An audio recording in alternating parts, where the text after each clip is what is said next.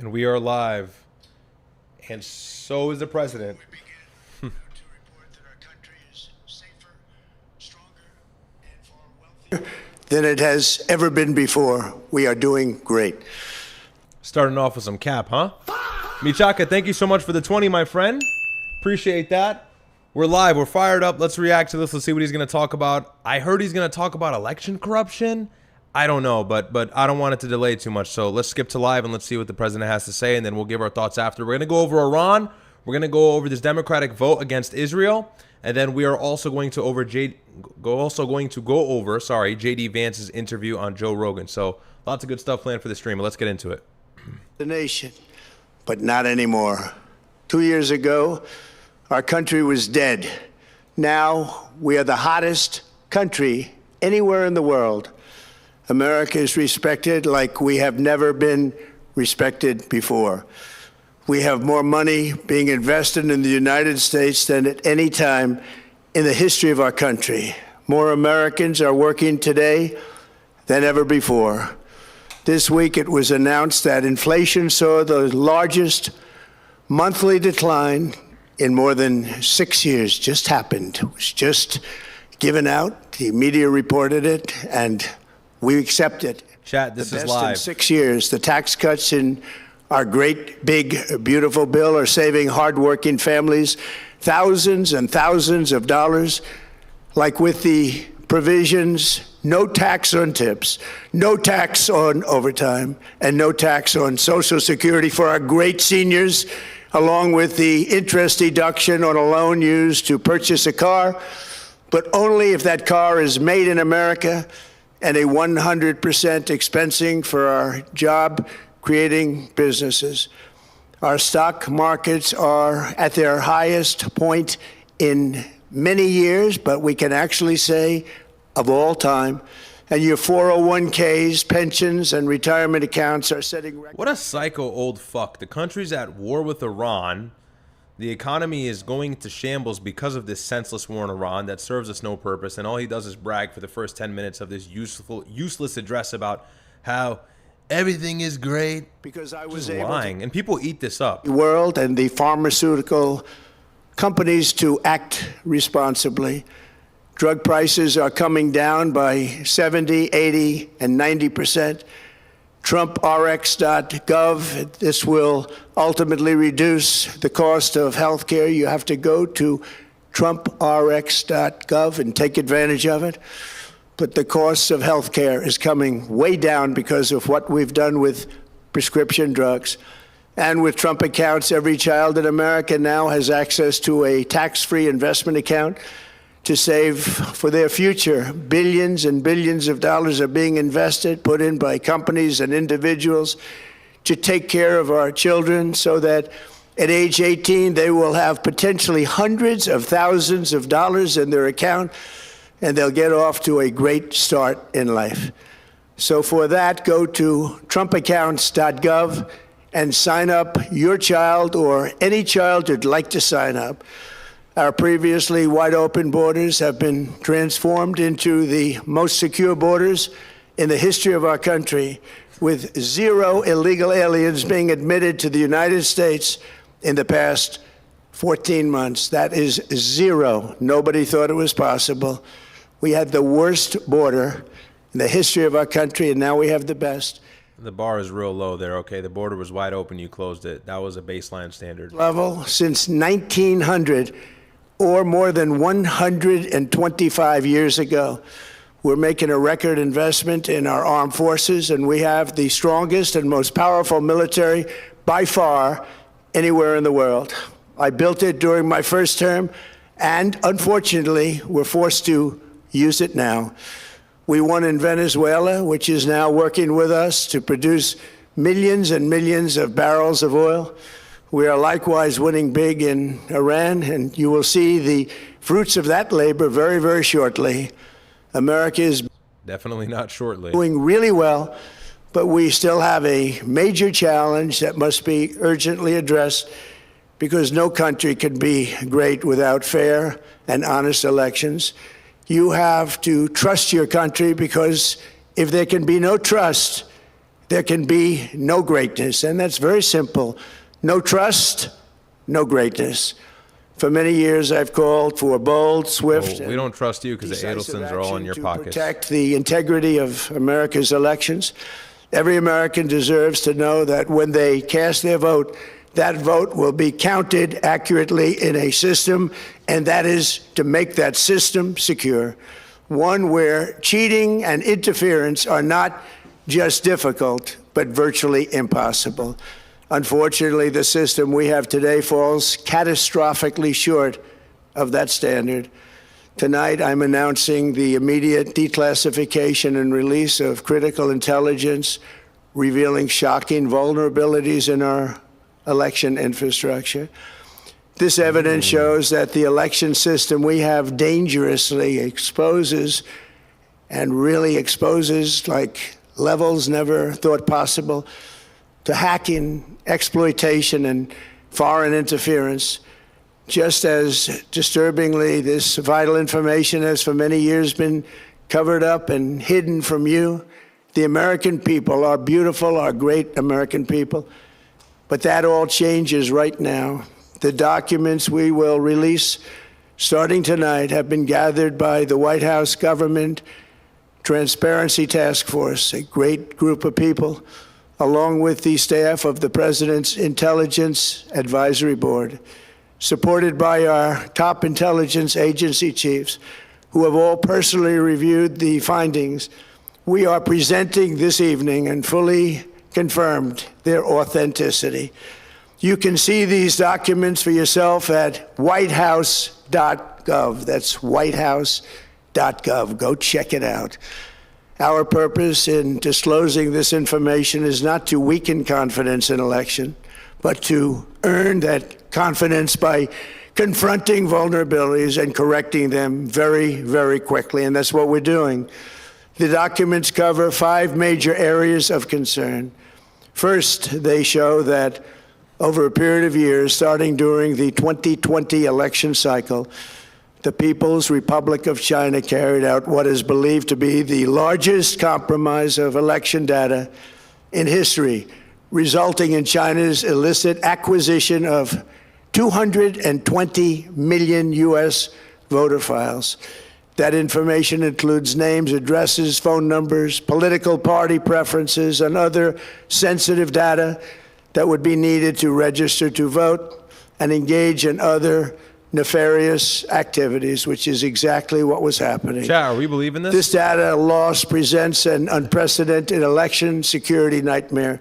The intelligence even shows that China has signed a data exploitation unit specifically to this new project. Compounding the travesty, the second set of documents we are releasing reveals that members of the deep state, very, very famous group of people, in many cases, in our intelligence agency work to actively suppress and downplay information about the extent of China's sinister election meddling, covering it up from both the president and the American people like nobody thought was possible. U.S. spy agencies began learning about the compromise of voter registration files in 2020 when they discovered that tens of millions of voter data, think of that, tens of millions of voters' data no problem, my friend, in 18 states have been bought, stolen, or hacked by China. Yet those responsible for sounding the alarm instead kept the information secret and hidden. They did not disclose to me as president or to anyone else, and to the best of our knowledge, they did not inform Congress. In fact, all they kept saying is, this is the most secure election in the history of our country, a standard, very pat line that was divvied out to say. The cover-up of this colossal security breach is even more disturbing in light of the additional information showing that China engaged in other election-related activities to undermine my first administration and our 2020 campaign. They did not want, and they just didn't want it. They fought like hell not to have it, Donald Trump, probably true, to win, and for good reason. As the documents we are releasing show, CIA reporting explicitly It's just stated, like, you know, no one's going to want to hear this. in mid-2018, the Chinese But the Epstein files hanging over your head and you not releasing 3 million that are still archived. It's like not the appetite right now to hear about election rigging in China in 2020. In an effort to reduce the U.S. president's votes and make him resign or prevent his re-election. Isn't that nice? Also, in mid-2018, China was working to influence the results of the U.S. midterm elections and later the results of the 2020 presidential election itself. Separately, in mid-2019, the Chinese government's strategy against the United States was focused on undermining domestic confidence in the U.S. president. They wanted to just make you sound like your president wasn't so hot, when actually your president has done a great job. And they did everything possible to do exactly that. Going on, this document says, and this is by the CIA, the strategy included efforts to use Chinese contacts with big U.S. companies to influence U.S. business leaders to turn against the President of the United States of America. The Chinese government sought to identify U.S. journalists who had reported negatively on the U.S. president and pay them large sums of money to write more negative articles about him, as many as they could, and they didn't care what they said. The Chinese government wanted U.S. president to lose the next election, and the reason they wanted me to lose is because they knew I was wise to them, charged them billions and billions of dollars worth of tariffs, and built the strongest military anywhere in the world. We have the strongest military anywhere in the world. These are exact quotes from the CIA reporting. The name of the person doing the quote is now under review, but it gets even worse. Raw intelligence obtained by the FBI in 2020, yet buried by rogue bureaucrats, stated that China's activities even included an attempt to manufacture illegal ballots for Joe Biden. Documents show that during this period, dozens of significant CIA and NSA reports about China's election targeting were kept out of the presidential briefing. These were briefings I would get almost every day. Everything was kept out that was of importance. One email among intelligence analysts admitted that they had, quote, deliberately massaged the presidential daily briefing to withhold information regarding Chinese activities related to the election. Another official inside the FBI wrote that she was running, quote, a shadow government, unquote, to keep intelligence about China's election meddling from becoming known and to keep it away from the honorable press. Other officials who witnessed such efforts perceived the motivations to be blatantly political. Recently, we found significant numbers of burn bags in formation, and this is a group of bags that were used to destroy information given by President Barack Hussein Obama to be burned. It was supposed to be burned. Barack Hussein. These bags were supposed to be at a different level by different people, incinerated and checked, but it never happened. Maybe we got lucky. We believe this was not done on purpose, but rather through gross incompetence of the people that were supposed to burn the bags. But the findings are stunning. Today, I'm asking the Office of the Director of National Intelligence, the Department of Justice, the FBI, and the CIA to investigate how and why such crucial information was hidden, to fire those involved in the cover-up, and to file criminal charges, if appropriate, against these people. I'm trying to go on the website right now. Yet concealing China's meddling was only the beginning. The third set of documents we are releasing proves that for many years, Americans were blatantly lied to about the security of our election infrastructure, including electronic voting machines and ballot counting systems. Dishonest, almost all.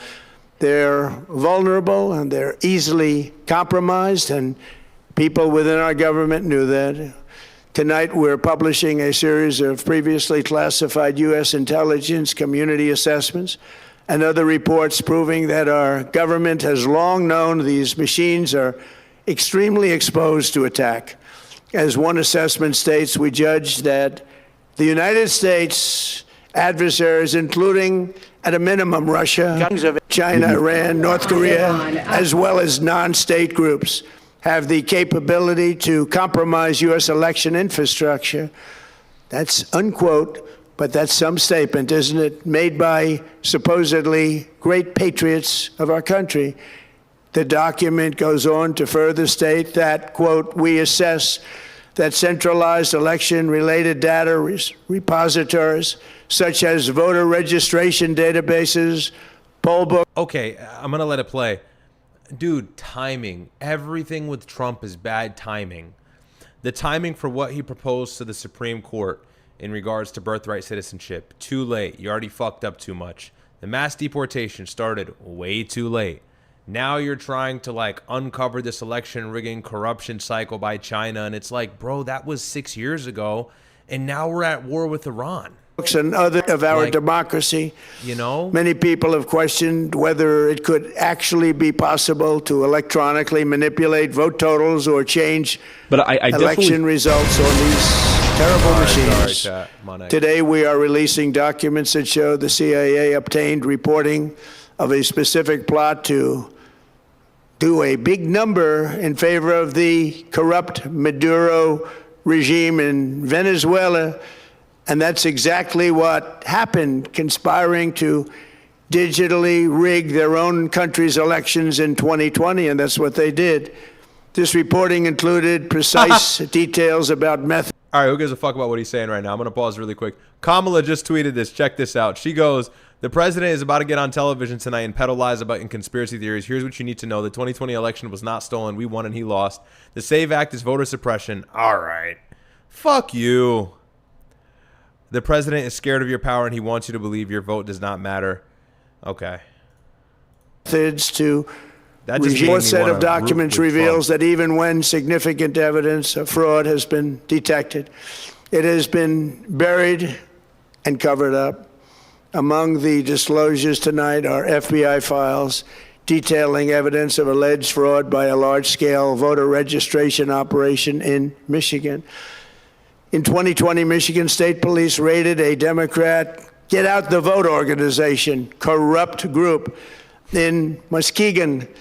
And we're so concerned by what they found. They were just so concerned, they couldn't believe it, actually, that they contacted the FBI in Detroit. The documents state that some canvassers admitted to FBI agents that they signed voter registration forms in other people's names, submitted fraudulent registration for people who did not exist, and received gift cards tied to their number of applications that they produced. In other words, it was pay, play, and cheat. The FBI agents working on the case believe that crimes were committed, yet the Biden Department of Justice slow-walked the investigation and killed it. Tonight, I'm asking the FBI director to ensure that the matter is fully investigated. Yeah, but and to work with the department. Should have came swinging out the gates in 2024 when you first won with this rhetoric. Like, why are you doing this after your approval rating is in the toilet? No one's going to care anymore. We are releasing the results of a stunning investigation by the Department of Homeland Security. According to the DHS review, state voter rolls and public records, they identified approximately 278,000 non-citizens who are registered to vote in federal elections. Since Democrat states refuse to share their voter files, the real number is actually much higher than that. Yet, even this limited analysis found more than 250,000 foreigners illegally registered to vote. Put together, these disclosures reveal an election system so broken.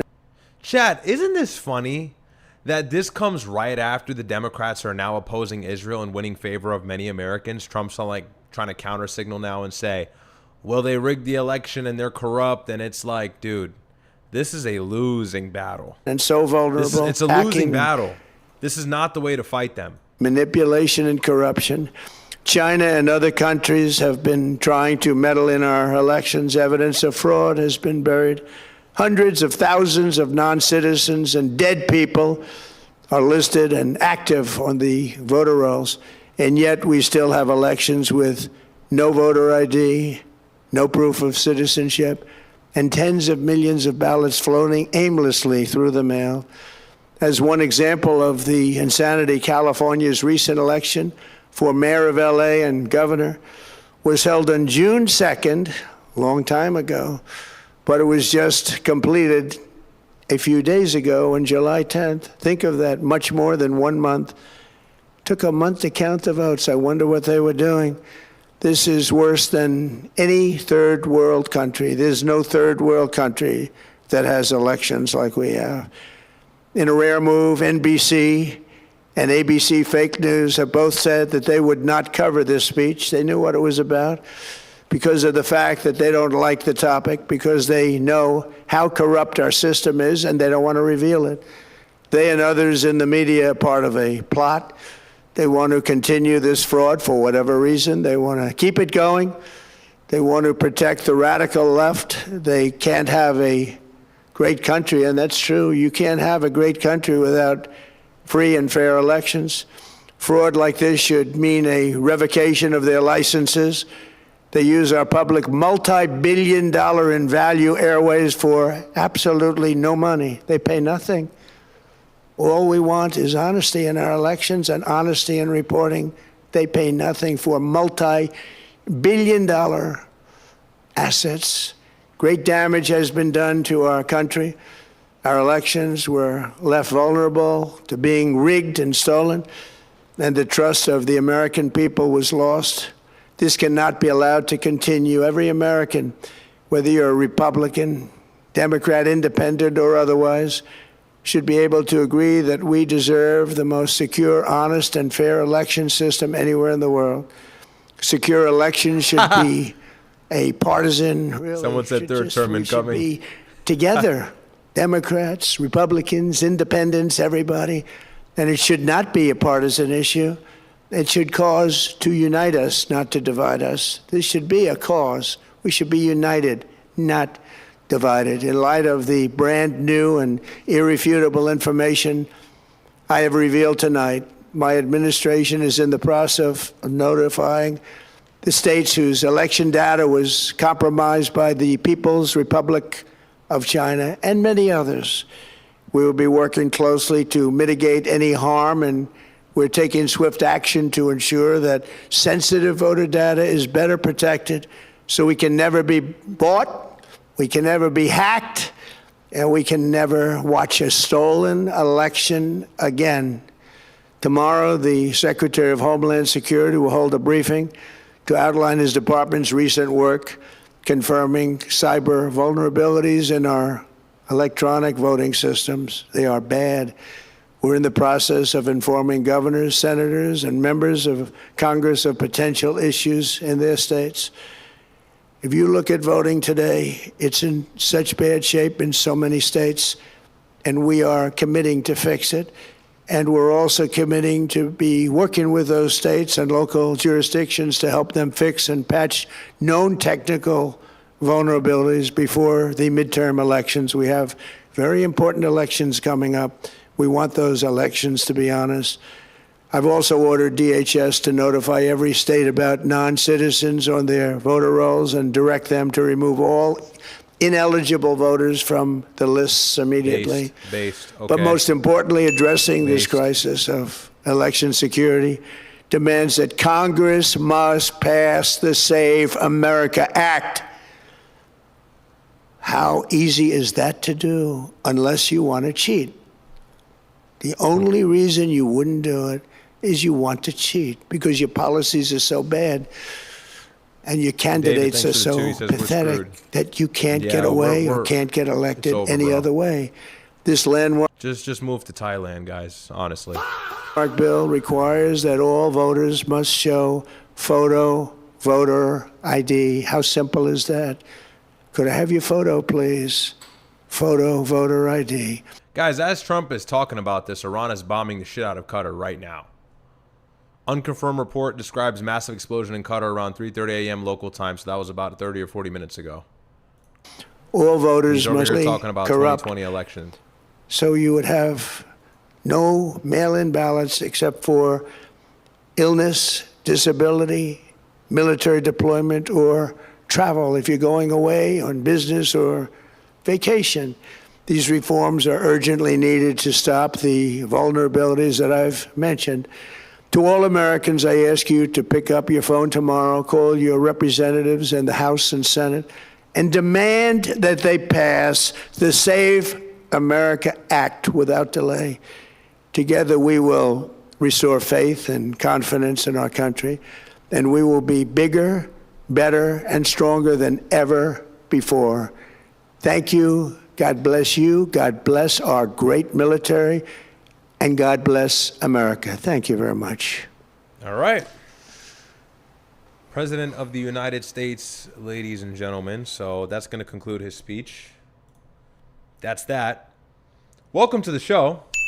Hey, guys. I was not able to give introductory remarks because the president literally kicked on the live as soon as I started the live.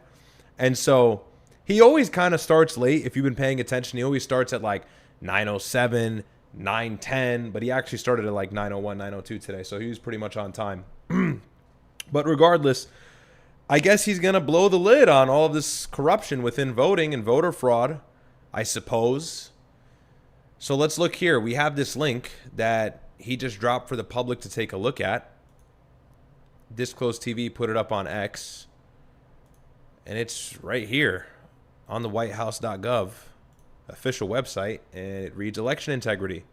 So ensuring the integrity of our elections is fundamental to preserving trust in American democracy. Following the 2020 presidential election, concerns about potential irregularities prompted detailed examinations of voting processes, data security, and registration practices across multiple states.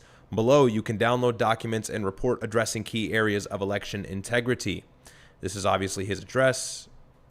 And then vulnerabilities in electronic voting and ballot counting systems, China's acquisition and exploitation of American voter data, Michigan voter registration investigation, non-citizens on state voter rolls, yada, yada, yada. So, I mean, I've always kind of been a little bit ambivalent to all of this. Really, I've been indifferent rather than ambivalent. If I were to lean one way, I would say there probably was some corruption, I'll be honest, in the 2020 election cycle and Trump trying to run in 2020. I think there probably was. But I haven't looked into that in so long, and I don't think anybody is really thinking about this. Now, I did see White House reporters press Caroline Leavitt earlier in the White House in regards to this address to the nation where they were trying to understand exactly what President Trump was going to talk about tonight, and they were saying he was going to talk about election corruption and rigging the election. But you got to think about just time and place. As I said earlier when I interrupted the president and he was giving his remarks, you know, it is currently July of 2026. And so, you know, you would just think that if the president was concerned about the voter fraud and the stolen election in 2020 and everything that had to do pertaining to January 6th and everything like that, you know, he would have came in guns blazing in January of 2024 in the inauguration when he took office, and arrests would have been flying out. I mean, he would have had DHS or whatever other agency on it, and they would have went out and made the necessary arrests that had any sort of links and or connections to the election being stolen. Now, I'm not saying the election wasn't stolen. I'm just saying if that was the first priority, had you had smoking gun evidence on all of it, shouldn't you have addressed that first? Like, you should come back smelling blood. So I just think it's weird timing. However, interestingly enough, and who knows how accurate this is, the Democrats just voted on a bill. Almost half of Democrats, I think a little bit over half of Democrats, voted against aid to Israel for the first time in U.S. history. This is about 2 days ago. This is a bill that Thomas Massie proposed to completely cut all military aid, all humanitarian aid, any kind of aid, really everything nominally to Israel. Cut it all from the United States. And of course, Republicans were in unanimous agreement that they would not agree to that. And so none of them voted in favor. But in the favor vote, a lot of Democrats actually did vote to cut that aid. And of course, their reasons were the situation in the West Bank, the situation in Lebanon, the situation in Gaza, and of course the situation in Iran that has to do with Israel. Israel dragged us into that war. There's no secret in that. And anybody who likes to admit that or tries to kind of shove that to the side and say that we're fighting Iran for our own reasons is lying straight to your face through their teeth. And anybody who's been on this platform now or has been watching me or my brother knows that at this point, that we are fighting Iran for Israel and Israel only, because there's no benefit at the end of changing the regime in Iran. And so Donald Trump's approval rating is in the toilet. And ICE just killed somebody in Massachusetts in a car, I think, a Colombian national. And so things have seemed sloppy, at least on the surface. I don't know all the details to that story. I haven't gotten to look at it yet. However, I wanted to cover it the other day, but we had too much news to go over. But, you think about all of these things existing at the same time, and the president's got a lot of weight on his shoulders. And obviously, midterms are around the corner. And so if you're Trump, Democrats are now opposing you. They're earning tons of favorability. DSA is winning congressional elections across the nation, really just in New York and then Colorado as well. And they're saying they won't take a dollar from AIPAC. And you just worked with AIPAC in tandem to destroy Thomas Massie and unseat him, somebody who's been in his seat for over 6 years, I believe. And so, you think about all these different things existing at the same time, and it's pretty obvious that Donald Trump is feeling the heat. So maybe this is in response to try and get a jab at those people who are going to oppose him in November. Maybe this is for him to show face and try to fight back, because anybody who knows anything knows that Republicans are going to lose a lot of majority representation, at least in the House. I don't know about the Senate, but at least in the House come November, which is in a few months now. Can you believe it? We're almost in August. So whatever that is, we'll come to see. What I want to see is arrests made, right? If you've got the evidence, if you dropped all these files, if you know who may have had to do with anything, well, then you got to prosecute these people. You got to find them. You got to chase them down. If they are representative of the Democratic Party, if they are former leaders under Biden's administration, if they were inside the Biden cabinet, whoever these people are, he's saying China. So, we'll see. But that's interesting. That's very interesting. And I got wind of the fact that he was going to talk about election corruption very late before the address. I thought that he was just going to give an address about how he's doing so well and how the war in Iran is going great, because if you know Trump, you know that's something he would do. All of his addresses to the nation these last few months have been senseless. State of the Union speech was trash. It actually wasn't that bad. I won't seethe and hate, but he's not really speaking to anything that people want to hear about.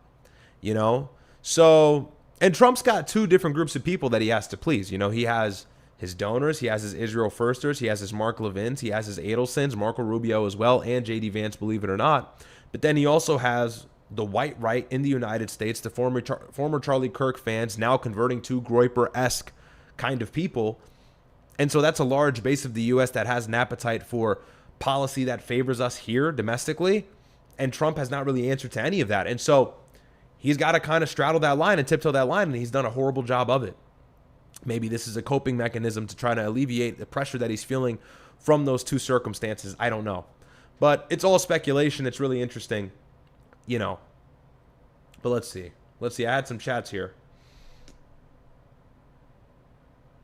Let's see what you guys are yapping about. And then we're going to get into just a few updates in Iran. We'll go over a few live updates, a couple different developments over the last few days, and then we'll talk about how almost half of the House Democrats voted to end aid to Israel, which is what I just referred to a moment ago.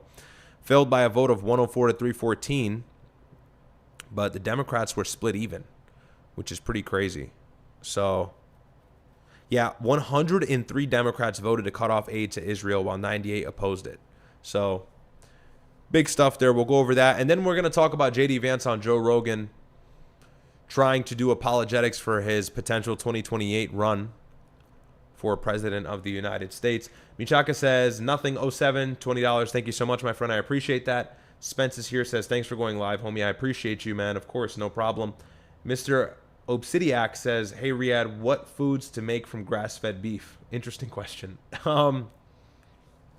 Meatballs, burgers. I like ground beef. You can do spaghetti with ground beef instead of meatballs if that's too much work. You can do pasta and ground beef. Millions, dude, millions. Lots of different options. David said we're screwed. Yeah, we are screwed. Spence is here, says that was it. Yeah, I guess that was it. Shorter speech. Thank God, honestly. Desert Joe, thank you so much for the 5 gifted. Always showing love. Shout out to Desert Joe, one of the loyalists here. Big time supporter and moderator for the channel. So shout out to you, Desert Joe. Appreciate it. Tell him thank you if you just got a sub. But Yeah, that was it. That was it. Really short speech. Better for me. I'm sorry. Like, and people are going to say, oh, you're a leftist. Oh, I can't bear listening to Trump talk anymore. Who can? No eloquence. Not well spoken. I don't mind the slow talking, but it's slop listening to him sometimes. It gets annoying. So, there is that. But regardless of all of that, we will get into this article here. We'll talk about the situation in Iran. In case you don't know about it. We'll briefly go over it. There's really not much to talk about in respect to Iran, but there's some things that I think are worth mentioning. I don't want to fall behind, and then the next time I go live, I got to give you guys like 9 days of updates. So we'll cover that. I had a video here of some guy crying because his girl left him. I think we'll react to that. I'm going to really spaz out about that and chimp out, so that'll be good.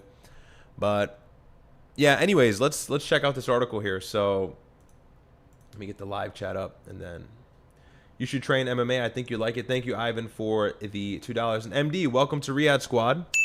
Shout out to you. I think you were in before. I think you just rejoined. Shout out to you, MD. Big supporter of the show. I should train MMA. All right, see, now bro's getting me into the yapping Riyadh is about to come out before we do the news. I always do this. So I was considering it. I was considering doing mixed martial arts, but bro, it's just too physically demanding. Am I a bitch? It's too much. It's way too much. Like, I go to the gym every day and I lift. Can you guys tell? And, that's already draining enough. You're in the gym for an hour, 2 hours. You're sharing equipment with other goyim. You got to wait for shit. You got to wipe shit down. You're sore. You finish the work day. And as I told you guys the other day, you go into work, you leave without your soul. It's just physical being, flesh and bones. The soul is still inside because your job just pulled it from you. Because who actually likes their job? Few people do, but I don't. And, then you go to the gym. I can't imagine getting out of work, getting the soul sucked out of me, pause, and then now having to wrestle and punch other grown men. I don't know, bro. I don't know if I'm up for that, man. I don't know if I'm up for that. That's a little tough for me. So, although I don't want to be easy pickings, although someone says excuses. Yeah, it's excuses. I don't want to be easy pickings. Look, I don't want to be a walking victim. I'm also like 6'2", 200 pounds. So, like, I have something going for me. Like, if physical confrontation was at my front door, I'm not just fresh meat. Like, I'm not bait. Like, you're not going to throw me at the end of the fishing line and just, like, I think I can kind of fend for myself to some degree. Now, look, like, if somebody's smaller than me, they train MMA, they're going to beat the shit out of me. But it's just too much work. I don't know. It's too much, and, like, because I've done a couple sessions before, insider lore.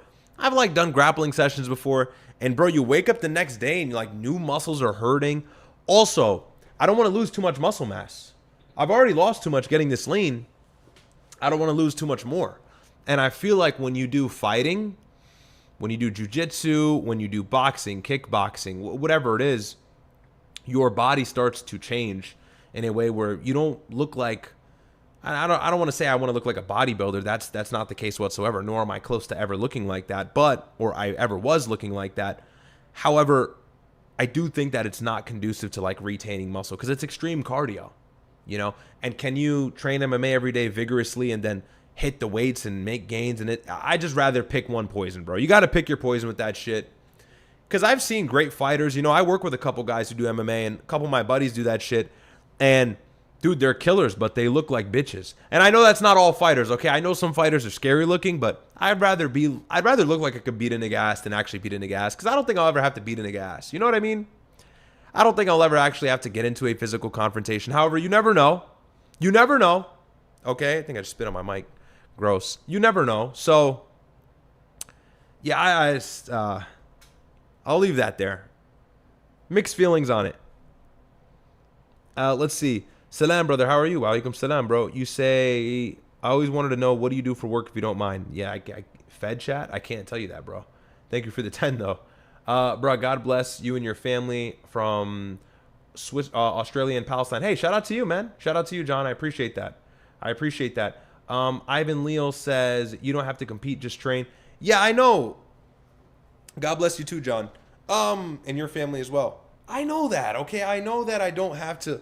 Look, just let me make excuses. I don't want to do it. Here's the thing. I'm not going to do MMA, and I'm not saying I'd have to fight. I'm not going to do it half-assed. I'm not going to do it lackadaisically. If I do it, I'm going to be a killer.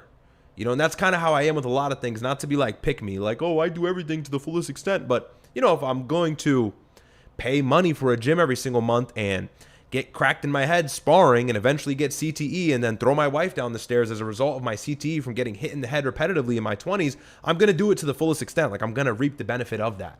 So, I get it. I don't have to fight, but still, bro, it's physically demanding. It's physically taxing. Lifting is like anybody could lift. A pussy could lift. But when it comes to combat, hand-to-hand training, that's not for everybody. I'm still thinking about it. I'm on the fence. Maybe we'll see. Maybe one day I'll have my first class. Maybe you'll convince me. We'll see. We'll think about it. It's Jahir says, Fed chat. Enough, bro. Fair enough. Yeah, I can't tell you what I do for work. One chest says, fat people, lean is law. Lean is law. Gang, if you're not lean, I do this every show. Twin, I tweeted this. Hold on. Yo, you guys get mad when I'm not covering the article and shit, but you guys keep distracting me. So I tweeted this. Got a indirect way to show off the physique, I guess. So I tweet this. I say, everyone is lean in 2026.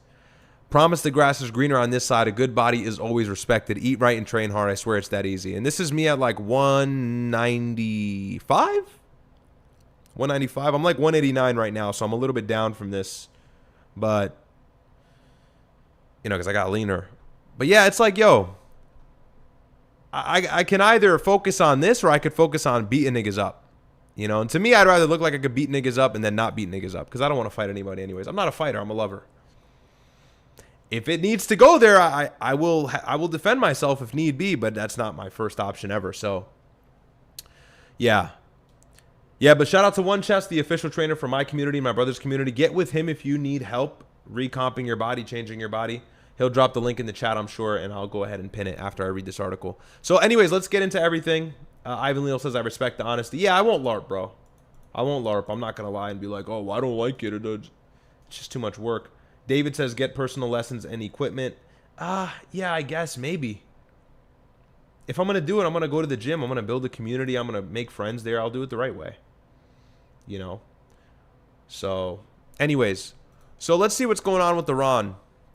Newsflash. Really nothing groundbreaking. But I'll talk about it a little bit and tell you guys why I think this is a forever war and why it's probably not going to end.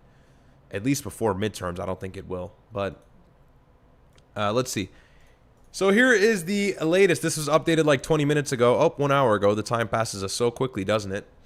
This reads, the United States launched a new set of attacks against Iran on Thursday, that's today, as renewed fighting continued for the 6th straight day in a war that has narrowed to focus on control of the Strait of Hormuz. And just to interrupt here and give you guys some context, this war started out as a regime change war, and it still is, I think.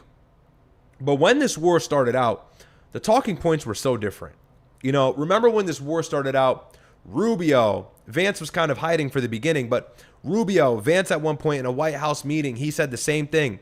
Iran's got a dirty bomb. Iran's got a terrorist regime, crazy Shia clerics. That's what they said, crazy Shiite militant clerics that fund these proxy groups across the region and detonate terror everywhere they go. And so we have to completely eradicate this regime because we can't let them have a nuclear weapon. And that's still kind of the rhetoric to this day if you listen to a lot of the people inside of the cabinet. But everything has changed. The goalpost has moved. It started out as we're going to bomb Tehran until they can't take it anymore. We're going to bomb Iran, hit their military infrastructure, hit their civilian infrastructure, hit governmental infrastructure, hit everything that's critical for the function of the country, and hope that we can just get the regime to change. And we were hoping we would do this by an organic revolution. If you're not privy to U.S. history and how we change regimes, not only in the Middle East, but anywhere else, Latin America and other places, well, we involve the CIA and we meddle some sort of protest. And then in that protest, we try to get the people to rile up and overthrow their leader for us without us having to actually exercise direct military intervention. And so we've done this in several countries. We did it in Ukraine in 2014 with the Euromaidan. And so we've done this several times, and we tried to run that same model, run that same playbook in Iran back in January with those protests. It didn't work. And so it didn't work, by the way, because the IRGC had seen this happen to every single one of its neighbors, and so they were prepared for it, which is why they brutally shut down anybody that opposed them in these protests, not only because they are this like dominant autocracy, theocracy kind of regime, of course that exists, but also it's the fact that they were worried about the United States being involved, i.e. the CIA, American intelligence, and then of course the Mossad, Israeli intelligence, in which was admitted by Mike Pompeo, Trump's right-hand man, or at least he was. So, you know, you have all of these things existing at the same time, but this is what really led to the beginning of the war, and this is what the motivation was from Donald Trump and all of his people in the beginning, after February 28th and even beforehand, was we've got to stop Iran because they're a terrorist regime and they've got all these bombs and they've got these proxy networks and whatever, and we failed. You know, we bombed Tehran, we bombed a lot of places in Iran, their nuclear facilities in Natanz, Fordo, Isfahan, in which we hit last summer. We hit it again when we were bombing them in that 40 or 50-day barrage, and of course, to no success. We didn't change any regime, we actually made it worse. On the first day, we killed the supreme leader, and his son, who is far more extreme than him in a similar ideology, succeeded him. And by the way, we killed his son's family. I believe his daughter, his wife, if I'm not mistaken, several very close family members, not extended family, but direct family. And so we kill all of this guy's first family members, and that's on day one of the war. And so we put a battery in Iran's back, and as a result, they start fighting back this existential war. They are fighting for really their existence versus having the bragging right of superseding the United States in some short-winded conflict. No, they know this is to actually eradicate the regime. We failed because we ultimately conceded and asked for a ceasefire. That's really what it is. If you read the news, it reads differently. If you listen to people, they speak it differently, they tell it differently. But we were not really covering any ground. And the biggest thing was, and this is where I'm going to tie this all back to, is Iran, as a result of us being aggressive and attacking their nation, closed the Strait of Hormuz, the vital waterway responsible for 20% of the world's oil export, mainly coming from Gulf nations that go to Asia and Europe through the Suez Canal. Well, really south, it goes through the Bab el-Mandeb Strait and then through the Red Sea, which can now be interrupted by the Houthis as well. We'll get to that in a moment.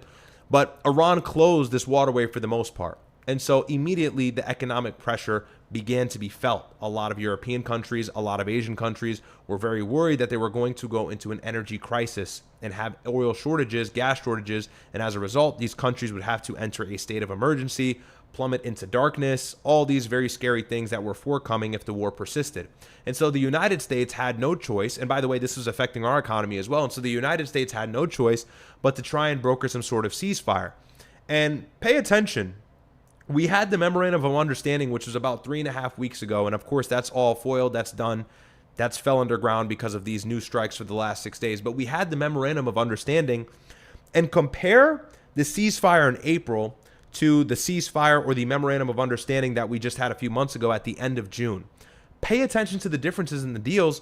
The ceasefire in April, I believe it was April 6th, which was the official first ceasefire between Trump, and he announced it on Truth Social, and the parliament speaker and the Iranian delegation. The stipulations for that were, we still are going to talk about your nukes. You're going to give up the Strait of Hormuz. We're going to take control of the Strait of Hormuz. You're going to stop funding your networks. You're going to stop fighting in southern Lebanon. You're not going to fund anybody else who has any connection to your military. All of these crazy things. And fast forward, what changed? Everything.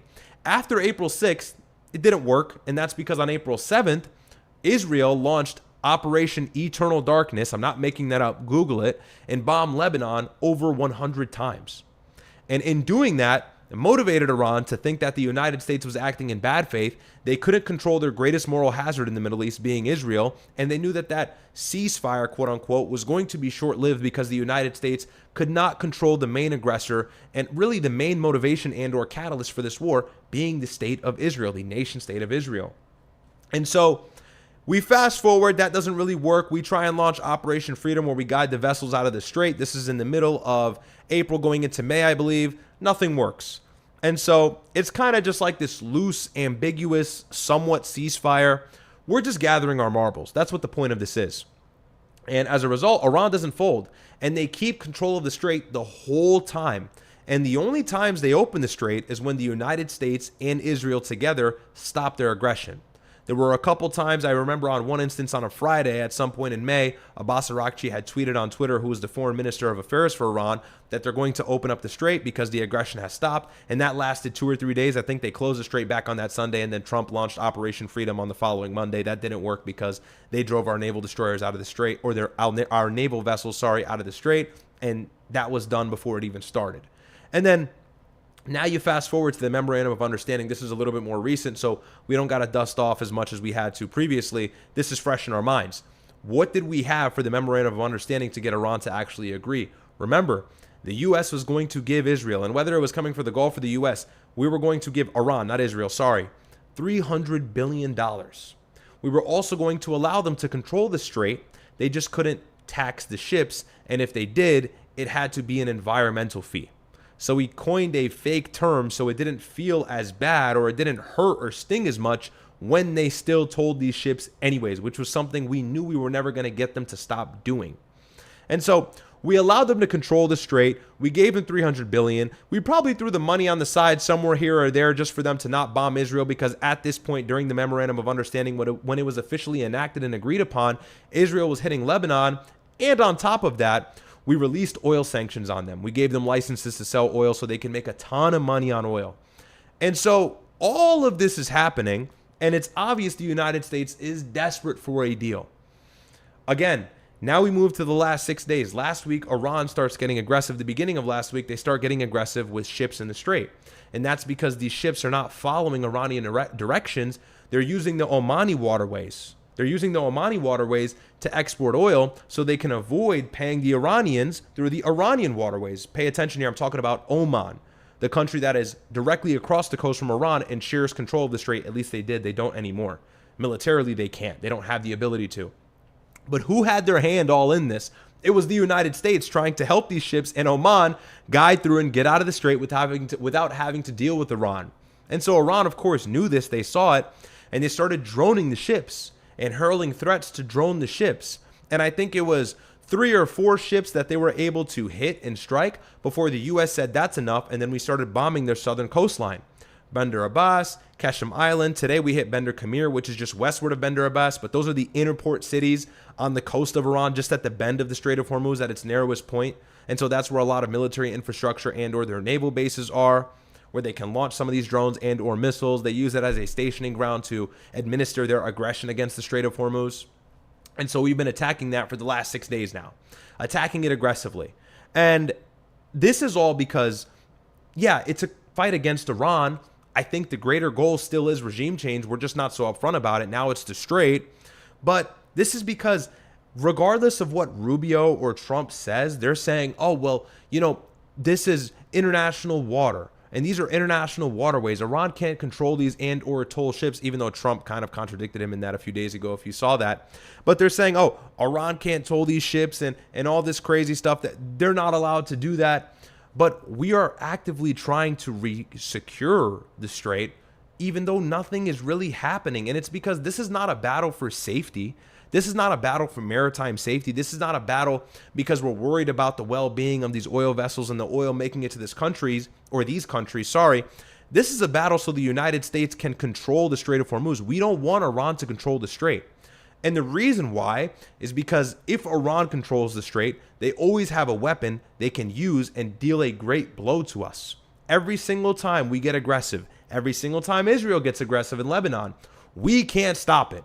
And so if we can't stop Israel from hitting Lebanon, we can't stop Israel from doing what they're doing in the West Bank, doing what they're doing in Gaza, doing what they're doing against Yemen, or Saudi Arabia from doing what they're doing against Yemen. We can't stop anybody in the Middle East from fighting any of the proxy networks existent all around Israel and connected to Iran.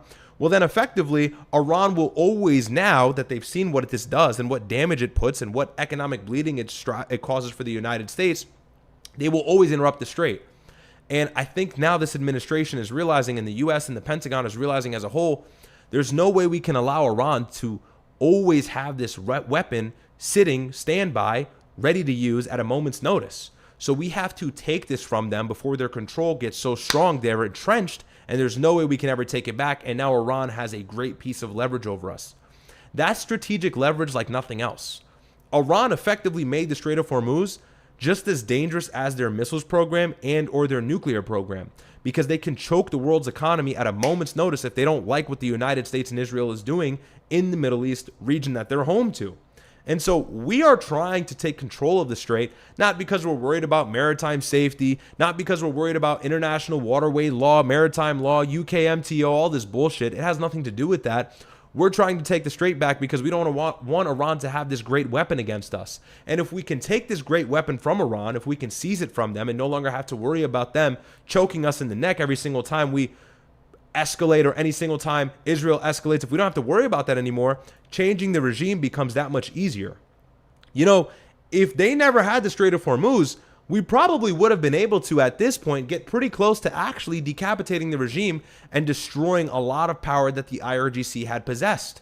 But because they utilized the Strait of Hormuz so effectively, we were over here fighting in this direction. Meanwhile, we were getting hit harder from this direction. And so we had to turn our cheek and we had to focus on what actually mattered. But what actually matters is connected to the regime. So it's a situation where we're trying to, I think, divert. And I think Trump is trying to make it look like, and I'm just drawing this out to everybody so you could pay attention. Trump is trying to make Iran look like the bad guys by saying, oh, we got to take control of the Strait. And this is the rhetoric, like, oh, the Strait is so important and they're violating laws doing this. But bro, the biggest thing really is that we don't want them to have that control so that there's no extra step in the way of destroying and decapitating the regime. If that waterway doesn't exist under Iranian control, it's way too easy for us to destroy the regime, and we won't have any problem escalating our military tactics and or our military mission in destroying Iran, destroying critical infrastructure and everything else like that. The only other thing we'd have to worry about after getting rid of the Strait of Hormuz, or at least the control that Iran has on it, is what they're going to do to our Gulf allies in retaliation. But it doesn't seem like Trump really cares all that much about what happens to the Gulf countries in response to what we're doing to Iran. Right now, the UAE is getting hit, allegedly, ostensibly they're getting hit, but they're trying to cover it. The Gulf countries are all getting hit. Qatar just got hit with some strikes. Kuwait's getting hit with strikes. And they have not even really turned to the option of using desalination plants as a measure to deter the United States from hitting them further. And that's probably the next step if we keep continuing our aggression. So, you know, I'm so tired of like the Strait is an international waterway and the Strait, you just want the Strait gone so regime change is that much easier. You just want one less step to your ultimate goal. And that's what's so frustrating about all of this is, okay, we take back the Strait of Hormuz and we destroy the IRGC and we destroy Iran and we get rid of Mujtama Khomeini and we get a new regime. What did we gain out of that? Somebody enlighten me as to what we gain out of that. Nothing. Nothing changes here in the United States at all. Literally not one difference. Nothing changes. But everything changes for Israel. And I've said this before, but just in case you're living under a rock, if we destroy Iran, that means Hezbollah doesn't exist. That means the Houthis don't exist. Hamas is kind of a non sequitur to this conversation, but even Hamas doesn't exist.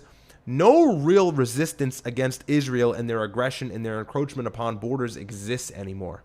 And if that happens, what does Israel do in their relationship they share so closely with the United States? This best friend partnership between Bibi and Trump, well, they'll turn their back on us. And if we don't have influence, if we can't step in and kind of decide who's right and who's wrong in the Middle East and mitigate an issue and tip our finger on the scale and all these different things, well, then we lose a great deal of influence and or power in a pivotal region in the world, that being the Middle East. And the way that can all happen, the way to effectuate that reality is to completely eradicate Iran. So this regime change, just in case any of you forgot or are new here, is doing nothing for the American people. It's doing everything for Israel, a country that already sabotages us, a country that already undermines us, betrays us, backstabs us, is responsible for treason time and time again against the United States. USS Liberty, might I mention, 2001, might I mention, Jundullah passports, might I mention, and many others. Blackmailing nukes against us in 1973, might I mention, and several others. And so what happens when that country doesn't need us anymore? That's a scary time. And by the way, if we completely destroy the Iranian regime and plant an American leader in there, does Trump have the backbone to really capitalize on all of the economic benefit we can gain from having an American-backed leader in Iran? Or is Bibi going to overstep him in that too? Because my thought process is of that Bibi has enough leverage to meet Trump 7 or 6 times before he starts in 2020 or after he starts in 2024 in Mar-a-Lago in the White House, and he can convince him to start a war with Iran, something every single U.S. president has been terrified to do. If Bibi can convince Trump to do that, how can Bibi not convince Trump that he's going to take control of Iran and he's going to have his own favorite leader there, and he's going to make money off the Strait, and he's going to make money off their oil, and he's going to cut off their ties with China and take advantage of that? Who's really going to take all of the bread at the end? You know, when the gold is all spilled and Iran is done and the booty is for collection, the booty of war, is the United States going to reap all the benefits of that? No, it's going to be Israel, because that is their region, and they have every single reason to do so, because they're going to say they're the ones who beat Iran, because they're the ones who dragged us in and supported us militarily and dealt with their very vicious proxy group on the north of Israel, south of Lebanon, that being Hezbollah. So you got to think about exactly where this all ends up. Even if we do achieve our supposed goals in changing the regime, it destroys us even further. So, you know, this whole, ideally, we're not fighting for the Strait anymore. Let Iran control the Strait. Just let the ships go through. To me, that's what matters. Let the ships go through. Who gives a shit if Iran is making money on the ships? Let them get through. If the ships get through, the economic bleeding stops. But as long as we keep fighting and bombing their coastline and bombing their ships and bombing whatever else exists within the Persian Gulf and the Strait of Hormuz, well, then prices are always going to stay high. Even now, after so much, or at least, you know, supposed peace was taking place for the last 50 or 60 days, a barrel of oil is still, I think, $86 right now. It's up $12 from last week. It was like 72, 73. So you see how quickly tensions in the Middle East rise or raise the price of oil, and as a result, if gas and oil goes up, then goods and inflation is through the roof. You know, so you got Trump over here talking about the election cycle and how it was stolen and rigged, and it's like, bro, we are in economic turmoil right now in the Middle East, and you're doing nothing except making it so much more worse. And so this keeps going here, and it says Washington appeared to expand its attacks late Thursday, with Iranian state media reporting that strikes hit 2 bridges in a coastal town of Bandar Kamir, as well as a railway junction about 6 miles west of Bandar Abbas, a port city near the strait. There was no immediate comment from the U.S. military. And so if that's the case, we're hitting critical civilian infrastructure, i.e. a bridge. Earlier, Ibrahim Zolfagari, an Iranian military spokesman, had warned in a statement that all infrastructure in the region would be crushed if President Trump made good on his renewed threat to target bridges, power plants, and other civilian sites. Such attacks could be considered war crimes under international law. Over the past week, U.S. forces have been conducting waves of strikes on what American military has described as Iranian command centers and air defense and surveillance facilities. On Thursday, as in recent days, areas to the northwest of the strait that are central to Iran's energy and nuclear infrastructure were also hit. The strikes came after Tehran and Washington escalated their attacks overnight and throughout the day, with Iran targeting Jordan and Kuwait. Analysts say that fighting, which began on February 28th and which Mr. Trump said that would last few weeks, now risks turning into another American forever war. There were some hints that a diplomatic off-ramp was not off the table. Speaking to reporters, the White House press secretary Caroline Leavitt signaled on Thursday that Washington remained open to negotiations with Tehran, claiming that Iran, quote, very much continues to talk to the United States of America and express that they want to make a deal with us because they are suffering devastating blows, end quote. I don't believe that. Separately, in a speech broadcast on Iranian state television on Wednesday, Mohammad Ghalibaf, the country's top negotiator, hinted that new talks were still possible to end the attacks, even as he defended Iran's stance on controlling the strait and warned that it was fighting an existential war. Again, he's warning they are fighting an existential war. They have a lot more to lose than us. So the measures in which they will reach to, the measures in which they will exercise, the things they will do will probably be more extreme than us. And so what are they going to do with their missiles? What are they going to do with their drones? What are they going to do with the highly enriched uranium that they had that was not far from weapons grade? It was 60%. What if they go to 90? What if they already have a nuke? People are speculating that. And it's just a situation of perpetuity and poking the bear and poking the bear. And as a result, we're economically bleeding and we're not making moves. I will admit these last 6 days with the sea drones and hitting their coastline and their ports, I've seen considerable W's from the United States military, and it does seem like we're damaging Iranian military infrastructure, but The response is what I'm concerned about. And that was the same concern that we all had in February, in which our concerns were met right when they started bombing every single GCC country, hit 7 countries right after, and kept bombing them for the better part of March after the war had kicked off. So what are they going to do this time? You know, and now the Houthis have entered the war, and they're pretty much ready, guns blazing, hot and ready to fight Saudi Arabia, and more importantly, to interrupt the Bab el-Mandab Strait, which, if you guys don't know where that is, I know I've gone over this before, but since I didn't really want to get into all of this like that, but I've been pretty comprehensive from, the last few weeks, so I might as well show you this. So obviously we have the Strait of Hormuz here, okay, and it branches out into the Arabian Sea. This is the Red Sea, this is Yemen, this is the Bab el-Mandab Strait. So this is also responsible for 12% of the world's oil, and the Strait of Hormuz is responsible for 20%. Now, if the Houthis mobilize here, or even if they mobilize here in the Red Sea, then that means that nothing is going to happen in terms of oil passing through to the Suez Canal, which is right here, home to Egypt and the Sinai. And so if that's the case, Europe is also going to see a very large shortage as well, more than they already have. Because that's the whole point this canal was made. It's a man-made canal. And this is what passes through all the way down here, which eventually leads to the Strait of Hormuz, to all these Gulf countries that import and export oil. So you could imagine how much more economic pressure the United States and the world would feel if the Houthis mobilize in the Bab el-Mandab Strait, and then they widen the war even more. We've got a conflict that is a mess, a regional conflict, and it's a mess. But if it branches and stretches out all the way to Yemen, well, then the United States really has its hands full. Now we've got to defend Kuwaiti airspace, Bahrain airspace, Qatar airspace, all of these Gulf nations on the coast here. We've got to defend their airspace. Even Oman. Iran has been hitting Oman, and they negotiated with them about 2 months ago over the strait, and now they're hitting them. So they got no red lines. Now we got to worry about Yemen. And so the Crown Prince really is going to have to do that one for us. And where that goes, I don't know. But it's not hard to really close up this very narrow waterway. It's not hard to demotivate a lot of these oil vessels from passing through if they're in fear for their life, which has been the situation in the Strait of Hormuz.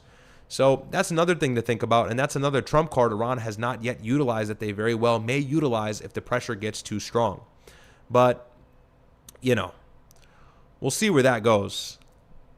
We will see where that goes. And then you got JD Vance. Terrible timing to get on Joe Rogan. Like, dude, the U.S. is taking some of the biggest L it's ever taken in a long time, or L's it's ever taken in a long time, and you're over here talking about Israel and the Epstein files on Joe Rogan. It's so cooked. So, and look, this is fresh. Take a look at this. This is by Riram Navaram on X. Today at 9:40 p.m. Eastern, U.S. Central Command completed its latest major wave of strikes against Iran. U.S. forces, including fighter jets, aerial drones, and warships, launched precision munitions that hit dozens of Iranian military targets, such as coastal surveillance and air defense sites, military logistics, infrastructure, and maritime capabilities. This is the 6th consecutive night of U.S. strikes against Iran. Excuse me. At the Commander-in-Chief's direction, CENTCOM is further degrading Iranian military capabilities and holding Iran accountable for recent attacks on commercial shipping. And this is per U.S. CENTCOM. So, yeah.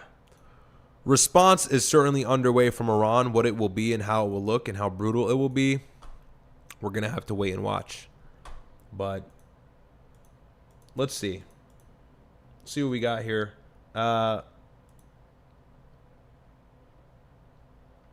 Okay, fitness break. IGBBMN. Spence is here. Thank you for the chat. I'm not sure what that means. The Mo TIV says, are you a 3 meals a day guy or a light breakfast, no lunch, and main meal at dinner? The latter is what helped me get in better shape. What's the latter again? Light breakfast, no lunch, and main. Yeah, so I do. Thank you for the chat. I don't do breakfast. No breakfast. I starve max until like maybe, it depends. I'll sometimes have lunch at 12 p.m. and then I won't eat again until like 7 or 8 p.m. after the gym. And to hold myself over from lunch at noon all the way to my gym session at like 6 or 5, I'll have some rice cakes. I will have maybe a Greek yogurt, and that's really it. And like right before the gym, maybe I'll have a little bit of electrolytes, or I'll put salt in my water, and then I'll have honey with rice cakes instead. So I kind of switch it up. But yeah, I don't do breakfast at all. I just can't. I'm not hungry in the morning. I tweeted that actually. I said, if you have breakfast, yo, bro, people wake up and have breakfast. They have like a bagel with a heaping pile of cream cheese. You're disgusting, bro. Like, and that's how you get fat. That's how you get fat. People don't realize how many calories are in, like, look, when did I tweet this? Right now, the Israeli I just be cooking with the tweets, man. Let me pull this up. We're going to get to the whole Democrat story. Give me a second. Quick break before we segue here. Let me see. Let's see if we can find. I kind of tweet a lot, bro. I just yap. But I was at work seeing people make breakfast like in the kitchen. I was getting disgusted, so I just tweeted emotionally in response to the foul play that I was witnessing. Okay. I said here, bro, this is June 10th. I said, if you don't fast until lunchtime and must have breakfast, it's truly over for you. It says a whole lot about someone when they have when they just have to have a large bagel with a heaping pile of cream cheese at 8:32 a.m. or a bowl of full of whole milk with sugar carbs. I'm referring to cereal. So yeah, no, I'm anti-breakfast, bro. You can have breakfast, but a lot of people don't know how to do it. If you're gonna have breakfast, bro, 2-3 eggs and like, I don't know, maybe a Greek yogurt. That's it. Turkey bacon, maybe. That's it. You know, you can't have a heavy breakfast and then like go conquer the day. I'm not productive when I'm full, and I don't know who is. So why are you filling it? And the trick to not waking up starving is to eat before you sleep. But people say, oh, that disrupts your hormones. That disrupts your sleep pattern. That makes you fatter. No, it doesn't. Calories in, calories out, nigga. Okay? Doesn't matter if I cram all 2,000 of my daily calories at 8 p.m. and then sleep at 10. I'm not going to wake up fatter. It's calories in, calories out from when you wake up to when you sleep. What are you eating? That determines your weight. Okay? So I just squeeze most of my food towards the bedtime, or at least past the evening, and then I don't wake up starving in the morning, so I don't eat a fattening bagel with cream cheese and jelly and honey, and I'm dragging it, but you know, you get me. So yeah, no breakfast, man. No breakfast. Anti-breakfast over here. Trump's missing the forest for the trees. Exactly. Thank you, David, for the super chat. The MoTIV says, all eyes on oil from Hormuz, but let's not forget 30% of international traded fertilizer passes through there as well. Yup. And those prices have spiked due to this third highest peak other than 2021 and 2022 COVID and 2008, which was the recession. Yeah. So, and we're comparing the situation currently that we're looking at financially from all of these shortages of vital supply of materials for the world. We're comparing that to 2008. You know, we're comparing that to COVID. That's how dire the situation is, but it's kind of flying over a lot of Americans' heads, and before we know it, it's going to hit us all at once. We're going to realize how badly we're paying for this mistake of a war. NHK says, Riyadh, I know I'm late looking at Trump's speech. The part about the election interference and integrity of the election, doesn't that hurt him? I mean, it's over for Trump at this point. He started a war in Iran. Epstein files. Does he really have anything left to lose? The Dems already smell blood. They're going to cook him. So might as well start shooting at his enemies. And I guess he's shooting in the dark, but Trump might as well just throw shit at the wall and hope it sticks, because he's guaranteed cooked as the time passes now. So, all right. And it looks like we hit a bridge in Bandar Abbas, which is one of the coastal cities in Iran. So yeah, it looks like we're fully back at war, people. This right here reads, U.S. airstrikes targeted the Kalarestan Bridge in Bandar Abbas, southern Iran, earlier. So you have video evidence here. And I have X muted. Let me go ahead and play this. Sorry. Let me unmute the site. So you can see the gap in the bridge right here. Big fireball coming out of it.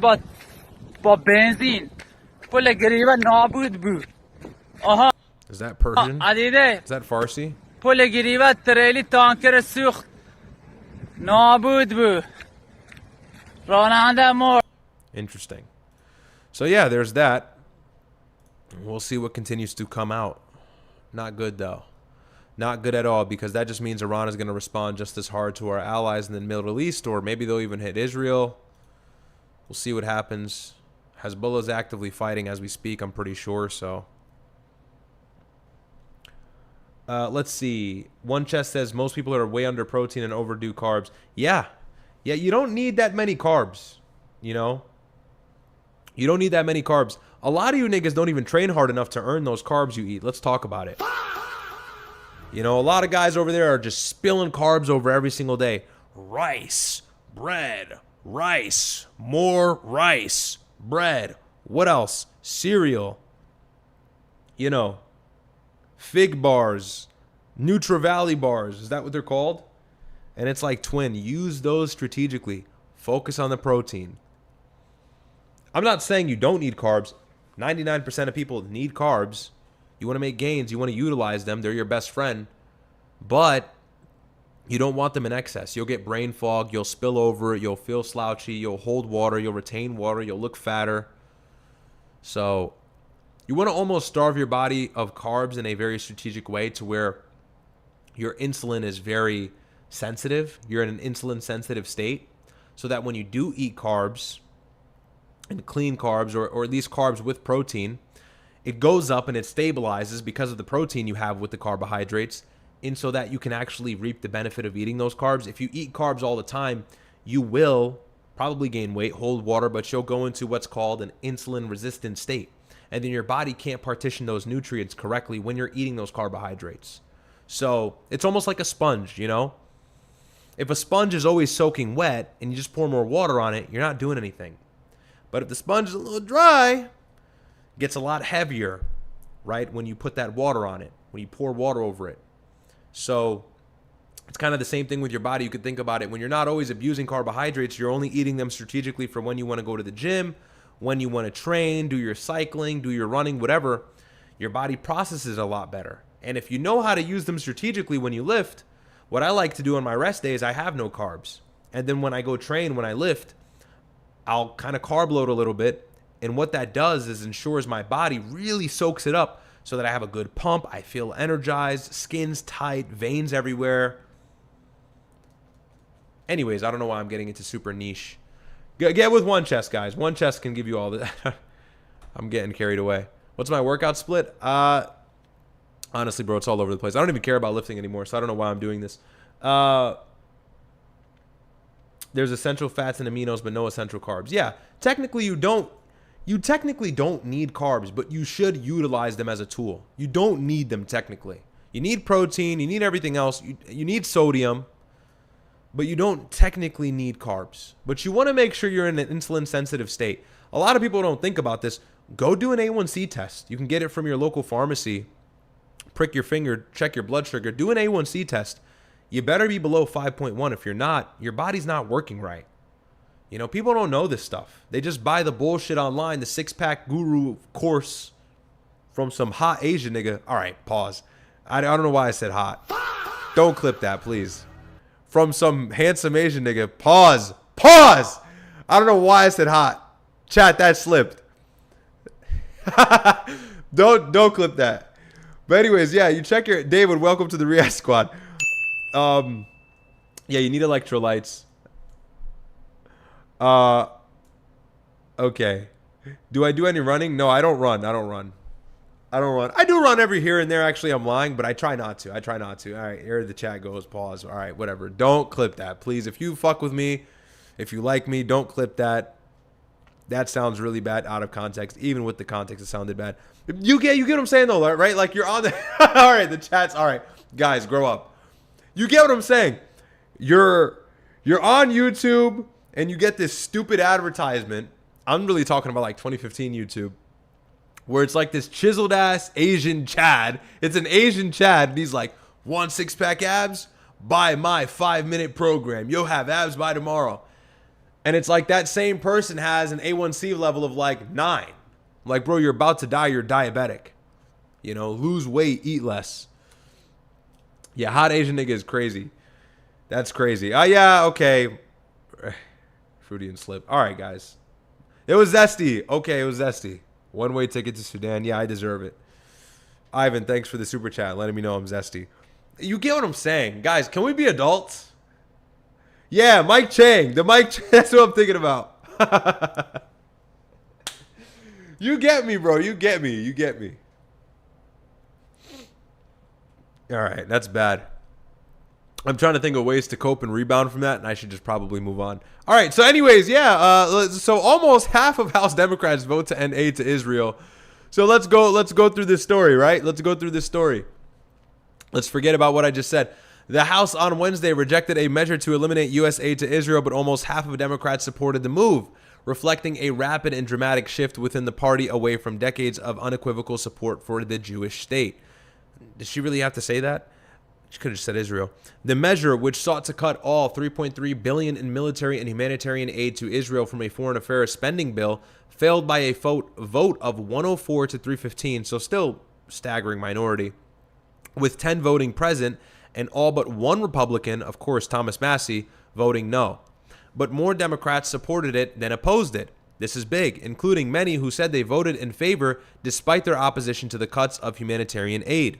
It was the latest and starkest evidence of a major divide over backing Israel within the Democratic Party, which is grappling with a groundswell of hostility in its ranks towards Israel and its conduct of the war in Gaza. Supporters said the measure was their only way to register their opposition to the actions of the Israeli government in Gaza, the West Bank, and Lebanon, and their desire for a fundamental change in course of the U.S.-Israeli relationship. While I wish we could vote on an amendment targeted just to military aid and, of course, support humanitarian programs, we do not have that option, Representative Greg Castro, Democrat of Texas and the chairman of the Congressional Progressive Caucus, wrote in a letter to his members in which he urged all 98 of them to follow his lead in backing the proposal. The American people are crying out for an end to U.S. tax dollars subsidizing Israel's military. That is very true. The vote even split Democratic leaders. Representatives Hakeem Jeffries of New York, the minority leader, and Pete Aguilar of California, the number 3 Democrat, voted against the measure, while Representative Catherine Clark of Massachusetts, the minority whip, voted in favor. Ms. Clark said she supported the measure not because I agree with the entirety of the amendment or the GOP's cynical motivations for its consideration, but because I believe we must change course. In a statement shortly before the vote, Representative Nancy Pelosi, Democrat of California, and the former speaker called the amendment an unfortunate choice, but said she would support it for the message that it sends. In the final tally, 103 Democrats voted to cut off aid, while 98 opposed doing so, with another 10 voting present, declining to register a position. That amounts to more than half of the Democratic caucus unwilling to reject a measure that would terminate U.S. assistance to Israel. So that's big. Oh, Joaquin Castro is mentioned in here. But scores of Democrats swallowed their concerns about the measure and backed it. Self-defense does not include indiscriminately bombing homes, Representative Joaquin Castro, Democrat of Texas, said on the House floor, criticizing the response by Prime Minister Benjamin Netanyahu's government of the terror attacks on October 7th. So, pretty big deal here. Yeah, guys, honestly, get off of it. You guys are still making jokes. But listen. So, yeah. Big deal. This was huge in the news yesterday. Pretty big in the news. And even today, a lot of people are talking about it. You know, but this is what I say when I say this war is not ending. Like, this all has to do with it. And I've said this so many times before. Me and my brother have went over this. I said Democrats are going to weaponize talking points against the GOP and anybody who opposes them. And all those talking points are going to be anti-Israel so they can win the favor of the American base. Think about it. Look at all the Pew research that's coming out now. Look at all of the mass surveys and or polls. Most Americans sympathize with Palestinians. Most Americans sympathize with Gaza more than they sympathize with Israel under the age of 25 specifically. And that is the future. That is the voting future. That is the voter base. That is the future of the United States. And the Democrats can kind of already see where the wind is blowing.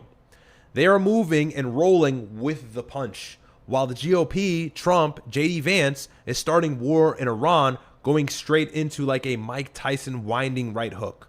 And so this is the real issue. And I said this to Sneeko when we had our debate about right and left. The left is getting this right. And as time progresses, they're going to continuously get this right. They're going to shred the GOP up in the midterms. And as we move closer to 2028, it's going to make it nearly impossible for any Republican to have any chance of winning office unless they say something that has to do with anti-Israel aid, anti-Israel in Gaza. I don't support Israel in this measure. It's going to get like that. Now, this doesn't mean like Democrats are all fully anti-Israel, like they're still going to say Israel has the right to exist and all of these things, all of these common talking points that we hear from these politicians throughout the decades. But this is big because this is the first time where more than half voted against actually, or voted with the bill to cut that aid. And so something like this, you know, maybe 4 or 5 years ago would have been unanimous. It would have been single digit for the amount of people that voted against this. But the fact that people are voting in favor as much or as many as half of the Democrats is huge. So the 2028 Democrats know what to do. And you know, really think about this. Where is JD Vance and Marco Rubio in all of this? I know Marco Rubio is obviously more favorable than JD Vance to the American boomer base, to the bots. A lot of people are seeming to like Marco Rubio, which is why I've made my very bold prediction that I think JD Vance actually has less of a chance than Rubio in 28, but we'll see. But JD Vance is on Joe Rogan talking about how the Trump administration messed up the Epstein files. And then Ro Khanna is getting arrested in the West Bank. Do we see how this looks? Okay, Ro Khanna is in the West Bank, getting smoked, getting arrested, getting thrown to the ground. IDF soldiers planting their boots on his head, saying, "Hey, you brown fuck, get out of our country!" Right? And he's exposing that. He's filming it, and we see what's happening in the West Bank. 3,000 Palestinian families expelled from their homes illegally this year in 2026. JD Vance and Donald Trump mute, nothing to say about it, starting a war in Iran, not condemning the issue in Gaza until it became a starvation crisis that the whole world was crying about. Remember that like 10 or 9 months ago when Gaza was literally starving to death and Trump finally said, "You got to get him the food at least, Mr. Bibi. You got to get him the food." So look how much you got to push the Republicans to even barely, minutely criticize Israel, and they still always roll the punch with a, well, you know, and they have no choice. They're in a tough position. While Ro Khanna's over there getting beat up in the West Bank. Congressional member out of California, 17th, I believe. So it's like, bro, and he's probably going to try and run for president in 2028, by the way. At least that's what we all hear through the grapevine, if you haven't heard that already. So, you know, think about how this looks on the debate stage in 2028. Like, obviously, the Democrats are going to win over the youth. And a lot of people are one-issue voters. And I can imagine a lot of people would have their priority on one issue being Israel more than anything. After these Epstein files dropped, and everybody now knows that Jeffrey Epstein had some conspicuous connection with Israeli intelligence. By the way, JD Vance admitted that as well. And the Trump administration is still omitting 3 million files from the American public. They don't want to show them. And so you think about what a Democrat is going to do on the 2028 debate stage against anybody coming out of this administration. They're going to shred them to bits. And this is the first sign of that. The fact that more than half of them are voting in favor to cut aid to Israel in its entirety, even the humanitarian aid. And they're saying themselves, we don't actually want to cut the humanitarian aid, but this matters so much, we'll actually bite that bullet.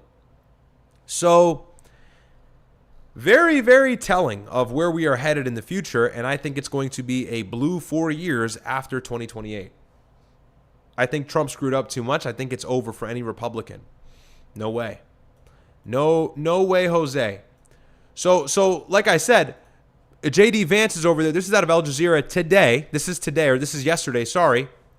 JD Vance is promising everybody in October, don't worry about the West Bank. We got Israel under control. Bibi listens to me. Don't worry. And Ro Khanna's over there getting arrested, and we're seeing mainstream media news outlets like Al Jazeera report on shit like this. Is forcibly removing a Palestinian family from their home and are about to demolish it. The family had only 30 minutes to grab whatever they could from the house at gunpoint. فجأنا إلى الجيش الإسرائيلي اليوم بالبواقر، دخلوا علينا هنا، هدوا الدار على كل العفش، ما سمحوا لنا نجين يعني 2% من أغراض الدار. These are the remains of the home. The 12 people who lived here, including 8 children, are now homeless. وين بدهم يروحوا؟ بدهم يضلوا في البلد، وين بدهم يروحوا؟ بدهم يضلوا في الأرض هذه، لو في خيمة وإذا مش في خيمة على الأرض. The house was built in 2016, and just before the demolition, a lawyer confirmed that the house was under protection under a court order. دفعنا مصاري للمحكمة العليا وأجوا هدوها قبل ما تصل المحكمة العليا. هذه الدار حوالي 700-800 ألف شيكل. In 2026 alone, Israel has forcibly displaced over 3,000 Palestinians through home demolitions and settler attacks. المستوطن برع زيتونك، برع يعني بدوش يخليك تاكل، لا بده يخليك تاكل ولا بده يخليك تسكن. هدفه واحد، هو تهجير الشعب الفلسطيني من هذه الأرض. Oh, sorry if you guys were listening. He said Palestinians through home demolitions and settler attacks. المستوطن برع. The settlers graze their sheeps on your olives. زيتونك برع يعني بدوش. They don't want you to eat, nor do they want you to live. This is a Palestinian man saying خليك this. تاكل، لا بده يخليك تاكل ولا بده يخليك تسكن. هدفه واحد. And their only goal is to displace Palestinians. هو تهجير الشعب الفلسطيني من هذه الأرض. And so, under this GOP's watch, under their radar, Israel is going to successfully ethnically cleanse the West Bank, something they've been thirsty to do for decades. And by the way, JD Vance is like kind of tiptoeing this line and saying, well, you know, I'm not the biggest fan of what Israel's doing, and they have a ton of influence in the United States. We're going to go over the clips now, and he's not going to go over well with a lot of these very powerful donors. Excuse me. Take a look at this. This is what Ben Shapiro had to say. I tuned into Joe Rogan yesterday and heard Bernie Sanders' economics, Barack Obama's foreign policy, and Ro Khanna's conspiracy theories. And then I realized JD Vance was talking. I want a candidate in 2028 who doesn't mirror the Democrats and who can win. And why is he saying who doesn't mirror the Democrats? Democrats just almost voted in favor, majorly in favor, to cut aid to Israel. And so the right wing is the only vehicle in which the Israel firsters can actually sit in and drive if they want their goals to be fulfilled for the greater future moving into 2030. It's not going to be anybody from the left. It's not going to be anybody who's even centered on both issues. It's got to be somebody from the right who shills for Israel. And it sure as hell is not going to be somebody on the right who has similar politics to Thomas Massie. And so here he is saying, I want a candidate in 2028 who doesn't mirror the Democrats and who can win. Mr. Vice President, this is not the way. And look, who gives a shit about Ben Shapiro, right? Who cares about him? But again, if he's saying this, what's Mark Levin saying? What's Sheldon Adelson saying? What's Miriam Adelson saying? What's Larry Ellison saying? What's all of the big, powerful donors? What are the Israel firsters who love Trump and love Rubio? What are they going to say about this interview? Because he was kind of tiptoeing the line, and it's because you cannot please two masters at once, okay? You either are against Israel and what they're doing right now in the West Bank and Gaza and southern Lebanon and dragging us into this war. You either admit that like the Democrats are rightfully doing right now, like they are right to do, or you tiptoe the line and say, we're going to give them billions of dollars. We're going to send CENTCOM and make them bomb the coastline. We're going to try and fight for control of the Strait of Hormuz, but we know Israel's a little bad. That's not going to get anywhere. You got to choose a side. You got to draw the line in the sand. And JD Vance is suffering the consequences of being a two-faced dumbass. And this is what I said months ago. He's going to have to appease to many different audiences, to many different donors, to many different interests. And that was possible in 24, maybe. It's not possible now. And that's not even what Trump really did in 24. In 24, Trump said no new wars. And so JD is not even taking the Trump route in 2016 and in 2023 of lying. He's being honest. Joe Rogan asked him about his opinion on the Epstein files, and he said, yeah, we kind of fumbled them. We made a mistake.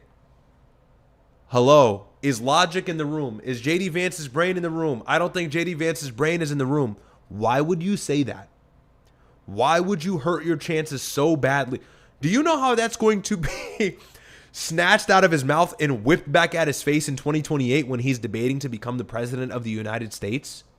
When he's self-admittedly saying, yeah, we kind of fucked up with the Epstein files. Okay. Bro, lie. And I'm against this administration, but like, why are you being honest about that? And it's because he's trying to please two sides. Bro, it's too far gone. Everybody hates you. You know? And so he's getting a really negative response about this interview with Joe Rogan. So let's just go on X and scroll through the clips. I'm not going to watch the whole interview because that's crazy. The interview was like 10 years long. But we'll go through the most viral clips and see what he had to say. So, and with limitations, like when the Iranians hit ships. And sorry, let me read the caption for you. JD Vance exposes Israel. I know beyond a shadow of a doubt there have been people within the Israeli government who are trying to actually shift us away from policy that they want because they want to continue the military campaign. So the president has been willing to knock the hell out of the Iranians in response. This is not just a negotiation. It's negotiation, it's military, it's all these things. But I know beyond a shadow of a doubt that there have been people within the Israeli government who are trying to like actually shift us away from that policy because they want to continue the military campaign. And by the way, like there are people within their government that I love, I have good relationships with. I hope, and I don't think that they're part of this. I mean, you know, the ambassador of Israel to the United States, I think is actually a really good guy. Obviously, he cares about Israel first. I care about America first. But there are some people within their system we know beyond a shadow of a doubt who are manipulating and trying to change American public opinion to keep the war going on indefinitely. Again, not towards any objective, but just indefinitely. And again... And so you got Democrats voting to cut aid in Israel. You got them voting to cut funding for the Iran war. That was 2 days ago, by the way, and not a lot of news actually reported on that. They're trying to cut funds to the Iran. They tried to enact the War Resolution Act to prevent another Vietnam-like situation. That's what it exists for. And that was back in May. And then Trump lied about it being a full-blown war. That's why they always say Operation Midnight Hammer is an operation. It's not a war. It's a military campaign. It's a special operation. The Vladimir Putin in 2022 special, you know, says it's a special military operation and then full-blown just invades the shit out of a country. But, and in some ways, Joe, the game is rigged. Yes. I mean, yes. If you look at, I mean, again, I think so much of housing because, you know, this happened, I think it was during the presidential campaign. Maybe it was right before. You got to think about how Trump is making it so hard for him. Poor guy. You know, you probably don't think it's the best idea. And he was flirting with the idea of bombing Iran at the RNC and other places. But, you know, to really do it is crazy. A lot of presidents have kind of vaguely condemned Iran. But imagine you're the vice president. You want to be president in 2028. And Trump is bringing up election cycle rigging in 2026, 6 years after, as he is knee-deep in an attritional war with Iran, as the economy is exploding, as we are potentially entering another recession next year. Some economists are saying that. Inflation is increasing. We're reaching record low levels of strategic petroleum reserves. Everything else at the same time with the Epstein files and the ICE controversy. And you are trying to like clean up face on Joe Rogan so that no one can be mad at you and kind of answer to all different crowds and or masters. So like he's in the worst position possible because Trump is making it impossible for him to come out of this administration with a clean face. No one's coming out of this administration without bullet wounds. You know, that's figurative. No one's coming out of this administration clean. They're all going to have to answer to all of the mistakes and the crimes and the corruption, the poly market betting. He made a joke about the poly market betting. Bro, that's going to get thrown back at you. You know, you think I'm virtue signaling right now. Wait till the Democrats step on that debate stage in 2028. They're going to fry him inside out. They're going to burn him. And it's because Trump screwed up bad. The DOJ fumbled the Epstein files. And from what we have already in half of them, because there's still half that are missing and archived, from what we have in only half of the files, which, by the way, are pretty extensive, no one's really gone through all of them yet, there's a lot of groundbreaking bombshells. And so he talks about that. We'll go into it.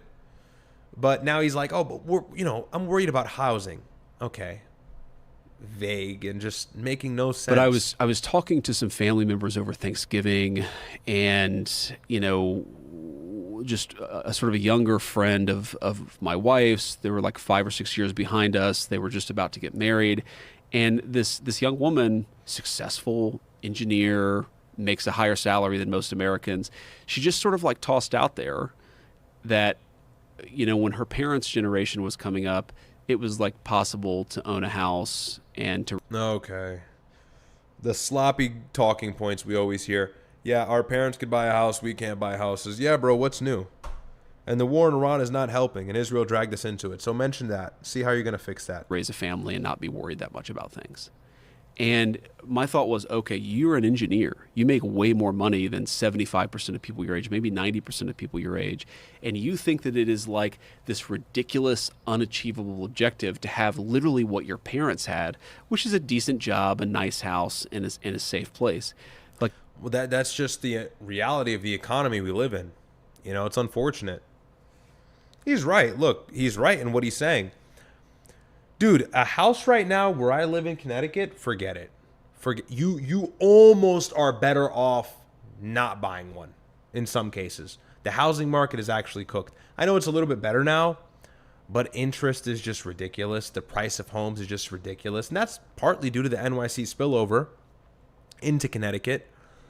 But yeah, I 100% agree. As a 24-year-old male with a relatively stable job and a couple other side sources of income, buying a house right now just doesn't seem realistic for me. Could I do it? Yeah, but it would sting the shit out of me. And I know I'd be paying that off until I'm dead. The first 10 years of payments would just be all interest. So it's true. It's not the same as when my father bought his home. It's not. At literally that same dinner, like another friend of my wife's was talking about this. And he, South Indian family, grew up, his parents immigrated. He was born and raised in San Diego. And he was like, when I was growing up in Oceanside, this is like a suburb of San Diego where there are a lot of Marines live in Oceanside. It's close to Camp Pendleton. So when I was growing up, all of my, like the kids that I played with, that I rode bikes with, that I was, playing street hockey with and football with, all of those kids were the sons of enlisted Marines in Oceanside, California. And then we went and looked at like Oceanside, California rents. Again, this is a couple years ago, rents and housing prices. Like every house was north of $1 million on the street this guy grew up in. And enlisted Marine, frankly, most Marine. All right, JD. Well, most people think he was. Okay, here they are talking about Epstein. Well, most people think he was Mossad.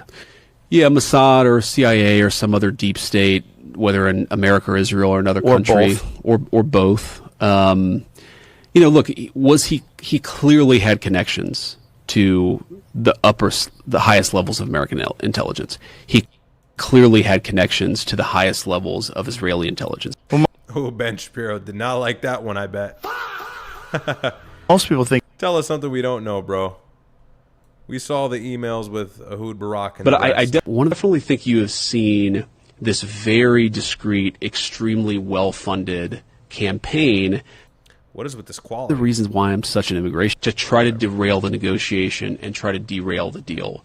And, there's this Time article that came out yesterday. A friend sent it to me.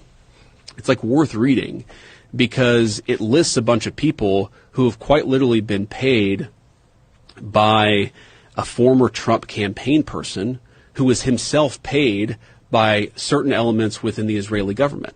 And those people are attacking me viciously for quite literally trying to accomplish the negotiation objective that the president set for the country. So what is their position? Like, they're attacking you how? Oh, it's social media posts. It's they're leaking to reporters. They're attacking me obsessively, saying that we should not be negotiating with Iran. We should just keep the military campaign going indefinitely, and that is their explicit position. But well, the thing with Vance, this says here, Vance is a loser in every sense of the word. He fails miserably in the talks with the Islamic regime as expected, and instead of owning his failure, he claims that Israel pays to activate a smear campaign against him. Well, look, I mean, look, whether that's true or not, it's plausible and it makes sense. It tracks. Like, we're not going to just void Israel of the very possible reality of trying to smear JD Vance for invoking peace in a war that's beneficial for them to keep on going. Like, no way we're going to say that's not true. But it's just funny. When he went to Islamabad, I thought it was hilarious when he hopped on the plane and then they turned around and then, well, the first round he actually got there, but he was going to go to Islamabad again for a second round of talks, and he sat on the plane and it never left the runway. And, dude, it's hilarious. It's like Trump is just Trump's just got the touch of death, dude. You join this administration, your political career just seems to be cooked. Like, dude, imagine being JD Vance and Trump gives you the book of the non-negotiables. Trump gives you the list right here, this list. He says, take this, my vice president. And in there is a bunch of stipulations that you cannot bend or fold on when it comes to a negotiation for a greater peace deal with Iran. What is it comprised of? No nuclear enrichment, relocating centrifuges, IAEA inspections tomorrow, getting rid of the missiles program, getting rid of the proxy program. And so you're sending JD Vance over to Islamabad, Pakistan to be the hero of all of this and effectuate the peace that we're all desperately craving for. But you give him a laundry list of items that Iran is going to look at, tear up, chew up, and spit back in his face. They're never going to agree to that. So it's like he signed his death warrant by willing to do that peace talk with Iran. I always thought that was really confusing. It didn't make any sense to me. Like, if you're JD Vance and you're trying to not be involved in this and you're trying to make it seem like you're mad the president started the war, don't go try to broker a peace deal with a guaranteed L list of stipulations you're going to present to Iran. It's like Trump is a dickhead for doing that to him. Don't worry, JD, you're going to be the hero. You're going to win in 28. Gives him a book and a pamphlet of what to tell the Iranian officials. No nukes. Okay. You're just trying to make him look like shit. Make Marco do that shit. So I think it's funny, he failed in the peace talks and he comes back and says, well, the Israelis were smearing me. The Israelis were making it impossible. The Israelis activated a campaign against me with all their money. No, bro. You bombed the shit out of a country and you told them they can't have the very thing they have to prevent you from bombing their country, which is the nuclear weapon program. Iran was hedging nukes, not making a nuke. They had all the pieces in front of them, readily accessible, ready to go if they needed to make a nuke, and they only kept it that way so they could prevent other countries from attacking them. It's called deterrence. And so we attacked Iran and confirmed their suspicion that we actually do want to change their regime, which would, if anything, motivate them to actually race to that nuke and reach 90% enriched uranium, which is weapons grade, and now they can make some shitty-ass dirty bomb, and now no one's going to screw with them anymore. So maybe you had a chance to talk about the nuclear beforehand, like Obama did in 2015 and successfully did, by the way, with the JCPOA. But after you bomb them for 40, 50 days, and then you desperately sit at the table begging for peace so you can look like the good guy, you can't have a list in your notebook saying, oh, by the way, you got to get rid of the nukes. That's one of the main things the president told me before I even got here. Of course they turned you around and laughed in your face likely. They're not going to get rid of that. You just bombed them. So they sent him on, they just put him in a political coffin when they sent him over to Islamabad. I thought that was hilarious. Bro. Like if Trump said, Riyadh, I need you to go to Pakistan to talk to the Iranians, I'd say, okay, Mr. President, I'm going to do it. What are my red lines? He says, well, you got to tell them they can't have nukes. I'm like, Mr. President, maybe I'm not going to do it because they're just going to tell me no, and I'm going to look like a loser when I get back to U.S. soil. So, everybody was saying, oh, the Iranians want to talk to Vance. The Iranians don't care who they're talking to. They care about what they're talking on. Okay? They don't give a shit if it's Vance. They don't give a shit if it's Rubio, Kushner, Witkoff, and they don't like those guys either because of the history and how many delegations they've had that never went anywhere.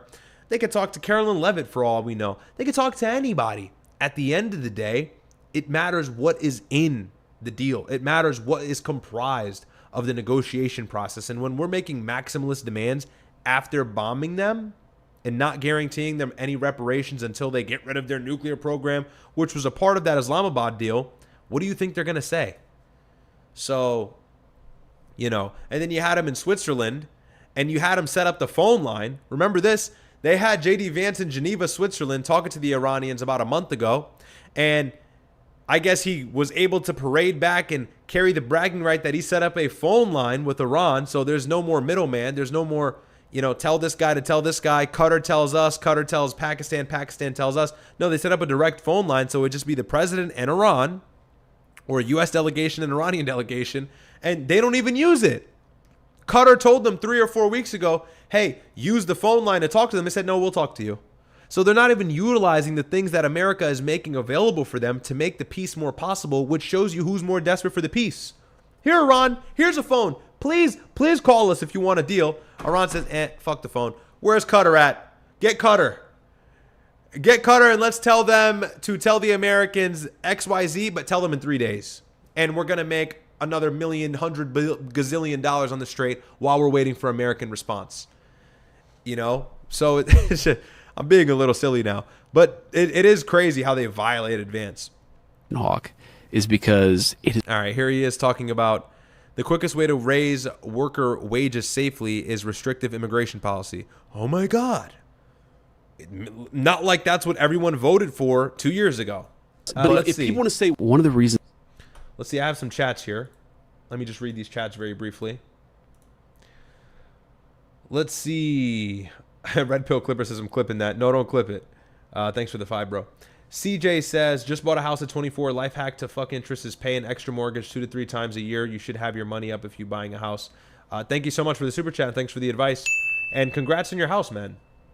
It's very young to buy a house. It's a great age to buy a house, and I hope you have a bright future ahead of you. Yeah, there's ways to get around it, but man, it's just no way around the money. You got to have a lot of it, and you got to be ready.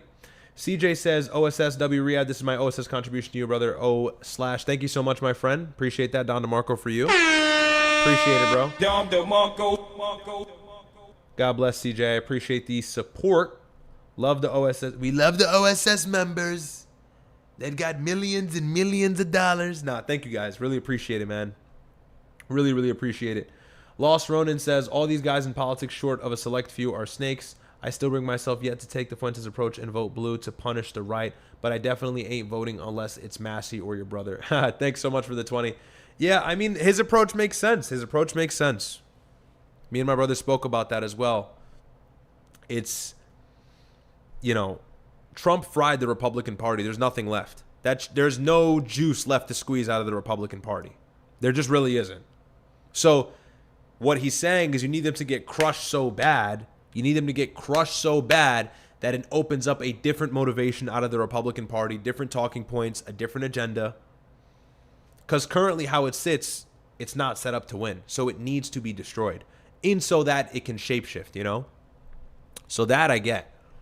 But don't worry though, we got JD Vance talking we got JD Vance talking about the housing crisis and getting you more money, because this guy really cares, huh? Why I'm such an immigration hawk is because it is really important not to flood the country with low-wage immigrants. Oh my God. Bro, this is what Trump said in 2023. This is what he also said in 2016. What did we get? More H-1Bs and a closed border. Okay, the border should be closed anyways. The bar is really low there. Trump always parades around and brags, I closed the border. It should have never been open. Okay? So.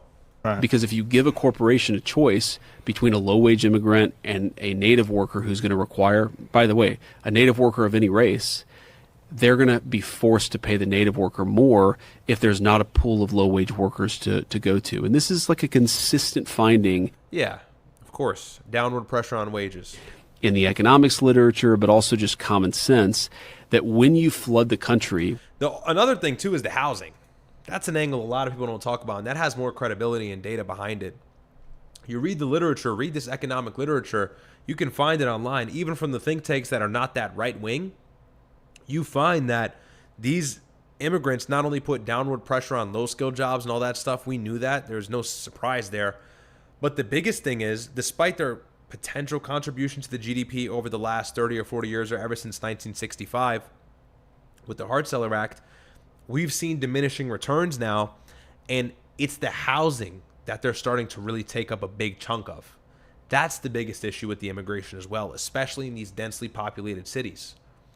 And so more subsidization, when the housing becomes a part of their lives, when the immigrants actually take up these houses, then they have more access to potential subsidization from the government or the local state government, even on a federal level, depending on certain situations.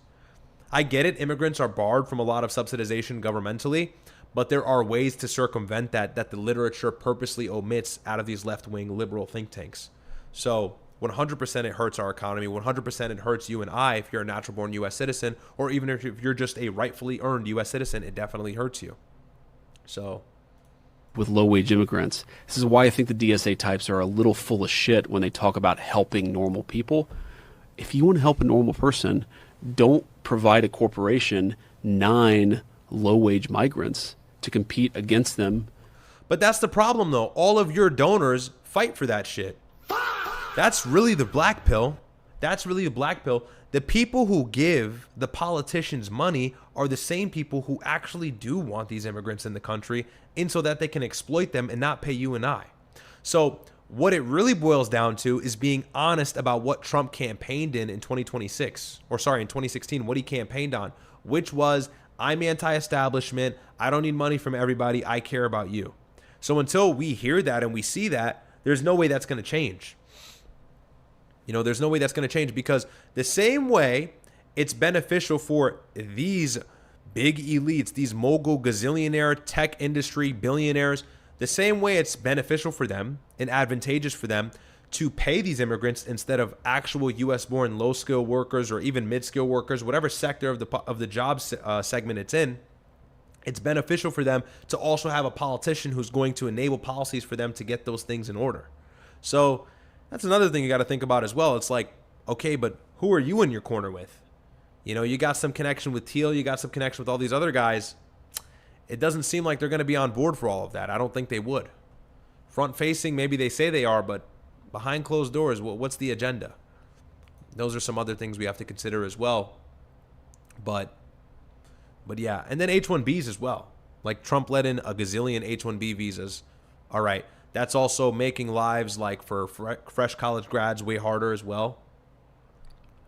Any one of you who lives in a major city that has a lot of big corporations, big conglomerate companies, big tech corporations, big tech firms, any major city, walk around downtown. You're not going to see Native Americans. And by Native Americans, I mean, you know, somebody who doesn't have an accent, somebody who's born here. It doesn't even have to be a white person. You're going to see Indians and Chinese people who are not born here. Go where the money is. Go where the high-paying jobs are. Go where all the money is pumping out of these very big companies that pay a lot of money for a lot of high-salary positions, and look at who's overtaking a large share of those markets. It's actually not U.S. Americans or U.S. citizens. Increasingly, it's becoming these H-1Bs. So, like I said, walk around New York, walk around Dallas, walk around New Haven, Connecticut, walk around Chicago. You'll see it. So, when they're bargaining for wages, you actually give Right. workers more power when you have a more restricted immigration policy. One of the reasons why I'm such an immigration hawk is because let's see. If you took a wild guess, how would you okay, I think you meant to put guess. Or how would, oh, sorry. I'm misreading it. My bad. JJ Tay says, if you took a wild guess, how our country would look in the next 50 years, how would it look? Okay, I think you mistyped that. I'm not crazy. But anyways, or my brain is just fried. I don't know, man. It's a good question. I don't know how the country would look in 50 years. Hopefully I'm alive. I'd be really old, though. Actually, I don't know if I want to live that long, to be honest. But I don't know, man. I think the pendulum always swings in the opposite direction, so probably different. Probably different. But who knows? Lost Ronan says, it's fitting that JD Vance, pun intended, is wearing a blue tie. He's just a Democrat cosplaying as right wing. Dude, he's just nothing. Like, he's just hard to figure out. That's the problem with him. Thank you for the 5. Kura Madut, what's your tribe from Sudan? I don't know, bro. I don't even know. My mom's going to watch this and get mad. I'm from Khartoum. Khartoum, I think Durman as well. But is that a tribe? No, that's not a tribe. No. The north, Dongola, I think. She's going to text me right now and be like, what are you talking about? I don't know, bro. Don't ask me, honestly. I have no idea. But thank you for the super chat. Let's see. Okay. it is really We'll take a look at a we few more. mishandled the Epstein release. Few more clips. Actually, oh yeah, this was crazy. Did you see this? But if people want to say we mishandled the Epstein release, guilty. We did mishandle, especially the communications of it. What do you think should have? Did he just really say that? He's right, but it's like, you know, don't play too far into that corner. I think that was very bad from him. I think that was a bad idea. He's just telling on himself. Hey, you got to kind of play defense. Fight for yourself a little bit, okay? And you're saying you should be excluding yourself from that decision. You know, you do have to leave this GOP and act like you had nothing to do with every catastrophic decision if you want a chance at winning in 2028. Does he know that? Bro's a sitting vice president. Someone said that in the chat. Bro is a sitting vice president talking about, yeah, we mishandled the Epstein release. Okay. Did Trump like call you and scream at you after that? What's he doing? He's right. He's right. Hey, I'm not a... Thank you for admitting that. We know that. But it's just like, why would you... And again, he's like trying to earn the favoritism, but it's like, dude, it's just not working the way you think it is. Been done. I think that we should have just dropped everything at the very beginning. And like, obviously it takes a you don't say. little time to review the stuff, to find the stuff, to redact things where you have victims and so forth. But we should have just done it as quickly as possible. But some of the stuff that was redacted. Okay, so to that super chatter, Dongola and Debet.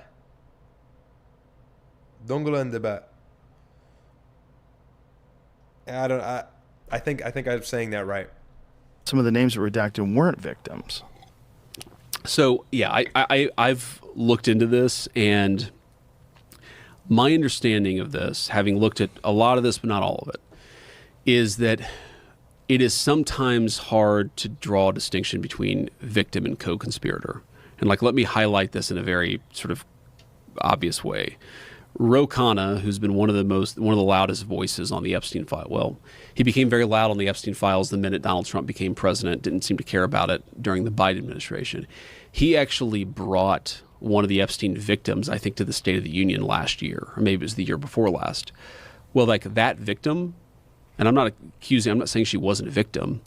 I don't know anything about her particular case. She was also listed as a co-conspirator in some of these documents. Right, so there's an idea that some of the people who were engaged in the sex trafficking were also, facilitating it as well. So they were incentivized to get more girls. Yeah, but yes, that's right. But the idea is that it's hard to sort of.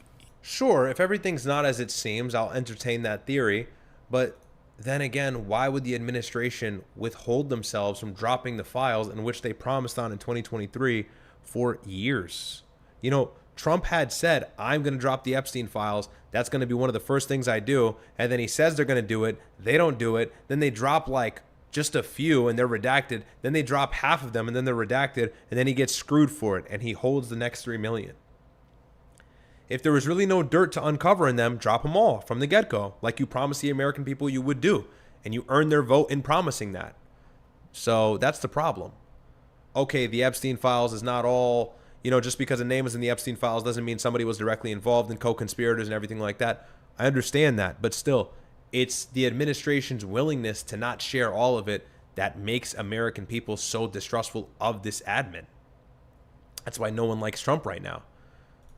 It's sometimes a little bit of a gray area between. So you're saying you should have dropped it all at once. You just blamed your president for hiding a lie or for hiding something that he did that was, who knows, malicious, hiding connections that can further destroy the administration. So I don't know why you would say that. Between some of the people who were alleged victims were also alleged co-conspirators. And so what DOJ tried to do was kind of make that judgment as best they could and release. No, they tried to release a little bit so people would shut up and they hoped everybody would forget about it, and the opposite happened. As much as possible. That's what happened. Trump told the DOJ, just release this, and that, shut them up. Didn't work, made everybody more angry, backfired. Then he started a war in Iran and tried to distract everybody from it. That's what happened.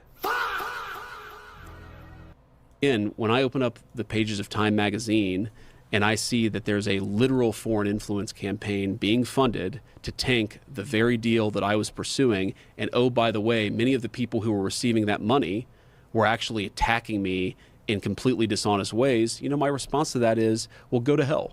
I'm going to do what I have to do for the American people. I represent Americans first, and that's the way that I've tried to do this job. And Joe, the crazy thing is, I'm like, people don't realize this. I'm actually in this, there's this massive pro-Israel, anti-Israel debate in the United States of America. I'm like the reasonable moderate. And I think that's what so many people don't realize. What a horrible thing to say. That's just not what people want to hear anymore. Maybe that would have got you away in 2023 or 2020. Certainly it would have in 2020. That's not going to cut it in 2026 when they just drag this into a war with Iran and now gas is expensive. That's not going to work when they drag this into a war with Iran and people my age can't afford houses. So that's just a bet. You gotta, that's what I'm saying. He's straddling the line. You can't please everybody. So you got to choose a side and stick with it. You've got to create the adversary group. You got to create the opposition. Stand on business. Take your side and choose a side to fight. Stop trying to please everybody. You got your arms stretched out in every direction, and Marco Rubio is just going to walk all over him. Because Rubio's down with the Adelsons. Rubio's down with Israel. And he's just going to be unapologetic about it. And that's going to go farther than this dishonest, weird, ambiguous, difficult to figure out bullshit. So, yeah, Vance is really striking out here. I agree. Is, you know, I've been accused of being an anti-Semite. I've been accused For what reason? Quite literally for... So here's the America First talking points, and then the Israel First talking points are probably coming. I've been accused of trying to, I guess, some people say that I've insulted the Jewish religion, which is insane. Like I have a ton...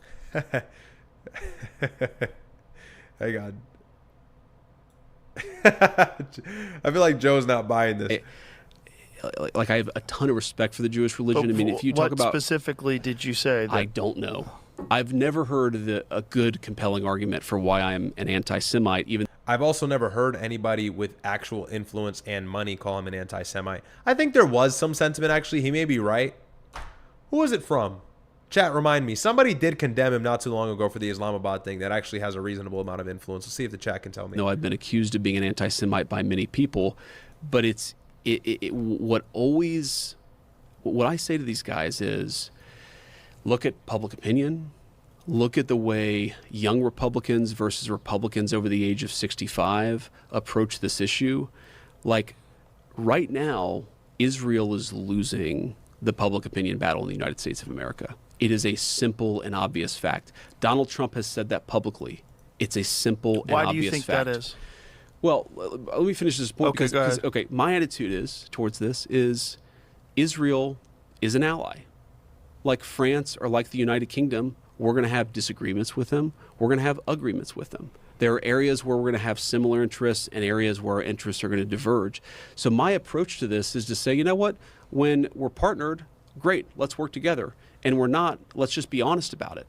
And for that, people attack me for being an anti-Semite or anti-Israel, and they don't see the writing on the wall that I'm actually just the guy advocating for a normal relationship with a normal country that's based around shared interest as opposed to based around, you know, something else. So. Yeah, I mean, look, in theory, he makes sense. But in application and what we've seen in the last 6 months, that's just not an answer that's going to cut it. Okay, we have a relationship with Israel where, because let's be real, no U.S. president is going to come in and enact a two-state solution and give the Palestinians their sovereignty. That's just not realistic. That's not really going to happen. Unless it's like a Democratic DSA person right away in 28. Maybe then it's possible. But anybody from the right is not doing that. And so no one's expecting that and or hopeful of it. But, okay, you're saying a relationship with Israel where we share common interests. We have shared interests. Okay, what shared interests do we have with Israel? I'm like waiting to hear. That's been the age-old lie. They're the only democracy in the Middle East, and they're defending America away from America. Okay, how? They created Hezbollah. They're the reason why the IRGC is this aggressive. They created Hamas. They created Hezbollah. They funded Hamas and funded Hezbollah. Do you know that? In the 80s and in the 90s. Look it up. So, to me, it's kind of like they create the problem so that they can say they have a problem, so that they can utilize our weapons for the problem and actually address the greater problem, which is taking that land belonging to the opposing party. That's what they do. So they create nothing, or they create something rather out of nothing, and then we have to pay for it. And we've done that several times. Clean up on aisle 8, Israel just bombed the school. Clean up on aisle 7, Israel just bombed a village and expelled 30,000 people from a province in southern Lebanon.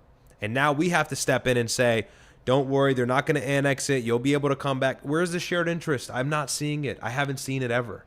I haven't seen it ever. So, yeah, if Israel wasn't trying to fight everybody and be so aggressive all the time, okay, I guess maybe, but that's just never the case. This is a country that's been at war since 1948.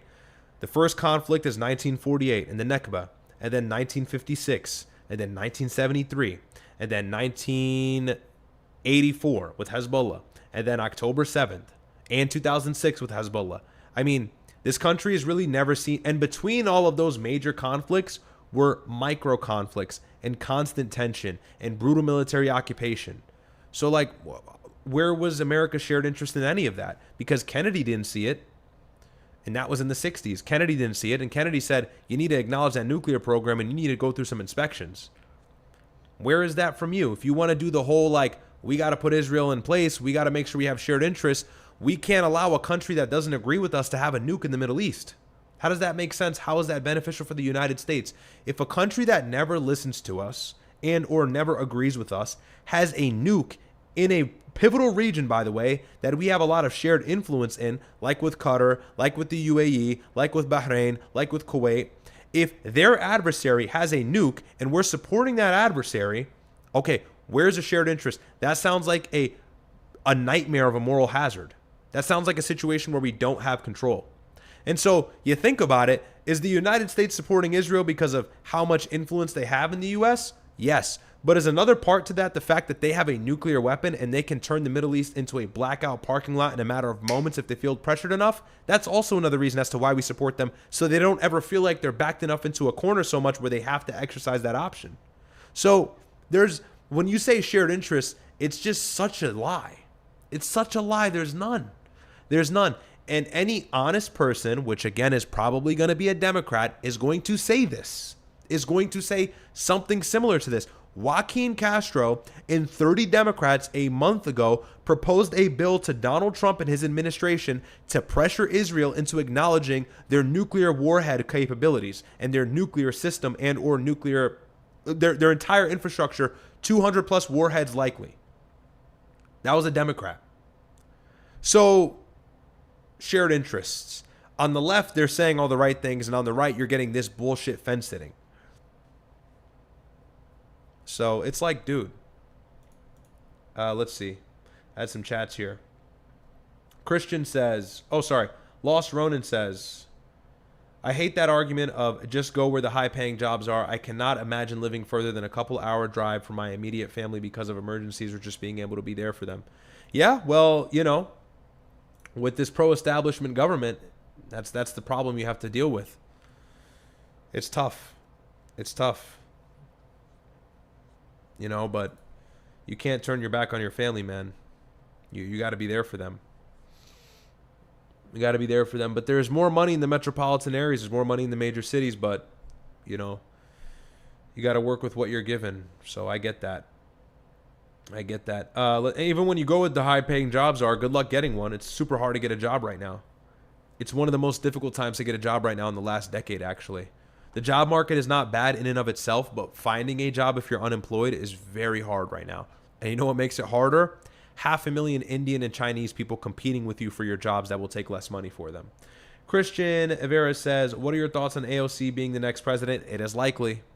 I wouldn't be surprised if she wins next due to the pendulum swinging and how bad the Republicans handle their run. P.S. I'm not a lefty. Yeah, dude, it's like when you're this bad. Yo, this is what I'm saying. The Democrats have a cakewalk to the presidential nominee in 2028. Why? Because Trump has made it easy for them. You start a war in Iran, the opposing party is going to walk all over you. That's all they need. They don't need to talk about ICE. They don't need to talk about anything else. They don't need to talk about anything that Trump has done in corruption, and they're going to bring all of that up. All they need to bring up is a war in Iran. Cooked. So David says, do you think Trump did some sketchy stuff, therefore compromising the files?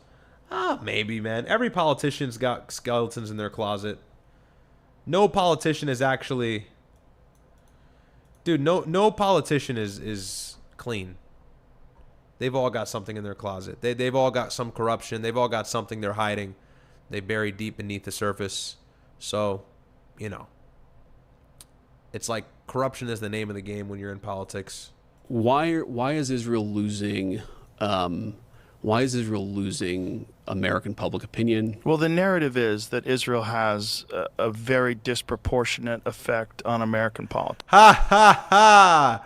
Mark Levin tweeted 50 minutes ago as we were live. I told you guys, the vice president owes Israel and millions of its American supporters an apology.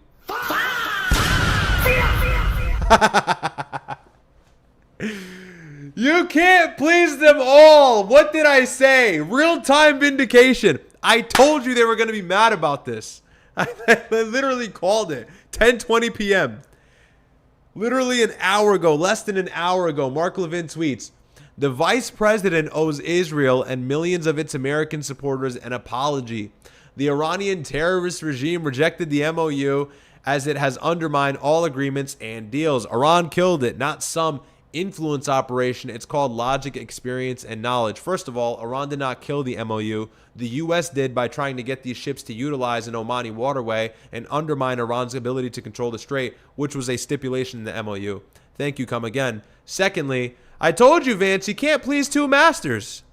You can't please two masters. I mean, I actually think... So now all the America Firsters hate him because he's a part of this GOP that's been disastrous for the economy. And now Mark Levin and Ben Shapiro are shitting on him. Gotta love it. So what happens when you straddle the line? You cannot fence sit in politics. This is not 2010. You can't take all positions and seem balanced. This race calls for an extreme candidate. It's that simple. And you're either going to get somebody very far on the right or very far on the left. And that's because the circumstances have pressured and narrowed down the reality to be that and that only. It can never be a balanced Republican again. It can never be a Mitt Romney again. It can never be a Barack Obama again. It's either got to be a Zohran Mamdani, it's got to be an abolish ICE, open the borders person, or it's got to be like a full-blown you-know-what on the right. So that's the only two people that are going to catch traction now. JD Vance is doing 2010 politics. Gang, it's not the time for that. Bad time for that. I think that they look, do they try to influence American politics? Yes. But like I said earlier, a lot of other countries do. I think to the extent that Israel does, I think some are better at it than others. I think the Israelis are definitely more effective at it than most, but I wouldn't say that they're the only effective country by any means that tries to influence American politics. Of course they're not. They're just the only one that does it successfully. I saw Mark Levin tweet that the other day. He was like, Saudi Arabia and Qatar pump so much money into the United States. Yeah, but they have no interest in like a politician being voted in that has to listen to every single thing they do. They just want to make money here. Okay, sorry, they're going to call me an Islamist. They're going to say, you're paid by Qatar. Okay, Israel has a completely different motivation. They have a nation state, okay? They have a brand new country that was made in 1948 by stealing land and expelling 700,000 people from that land. They need American money to fight and defend themselves from what they stole from someone else. That's what they need. They need insurance. See, when Israel donates and when Israel invests and when Israel's money is all over the United States, it's so they can have an insurance policy. When Saudi Arabia and Qatar do it, they already have our bases there. They already have our guaranteed protection. They just do it because they want to do business with the president. They want better economics. They want some share of strategic leverage and or influence, but not to the point where they subvert our government and destroy it from the inside out. It's not the same thing. Certainly, it's a false equivalency that they try to draw up as a prop and distract you with, but that's just never the case. Israel's donated money has a far different and more malicious interest than any other class of donation money. I get it. You're anti-intervention. That's fine. Thomas Massey doesn't want money going to Egypt. Fine. But we got to understand that Israel money has strings attached. It has a motive behind it. There's a very different essence to that money. There's a different reality. There's a different motivation. So, you know. But Qatar, what the fuck Qatar? What is Qatar? Tiny fucking country on the Persian Gulf? Qatar's nothing. Qatar doesn't have a nuke. Israel has a nuke, stupid. I just think you have to be self-aware about it. I mean, why wouldn't you? It's a country of 9 million people. We have 330 million people. And so, of course, they're going to try to persuade Americans. They're going to try to move Americans in one direction or another. I think that's just the nature. And also, when Saudi Arabia and Qatar invest into our country, they're not trying to get the payback of overthrowing another regime next to them.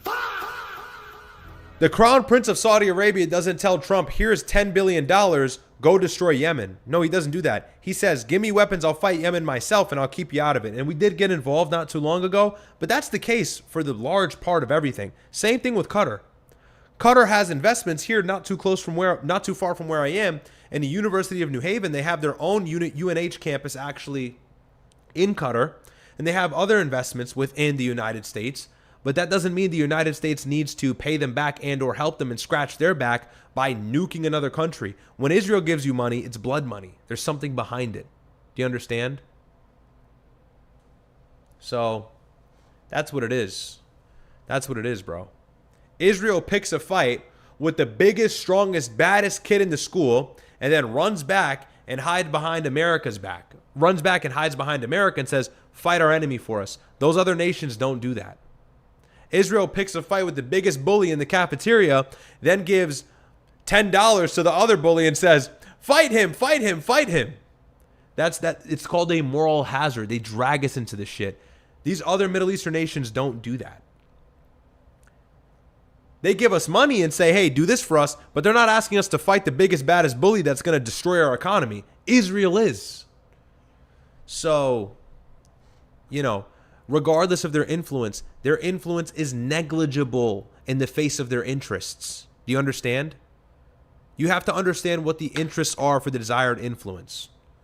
Okay, Saudi Arabia wants influence here. Why? Because they want more investors, they want more tourism, because they're moving away from oil as their hottest commodity and driving factor for their economy. Fine, no problem. That does not destroy America in any sort of way or threatens our sovereignty. Same thing with these other nations. But when Israel, I said Saudi Arabia, right? That's what I meant to say. But when Israel invests, it's no, you got to bomb 10 countries now. That's the difference. That is the difference.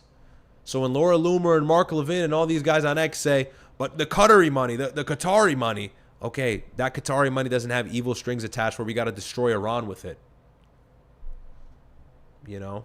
Of the beast. But it's more than that. The concern is that they're spying on American politicians. Joe vindicating me. Joe vindicating me before I even heard what he had to say.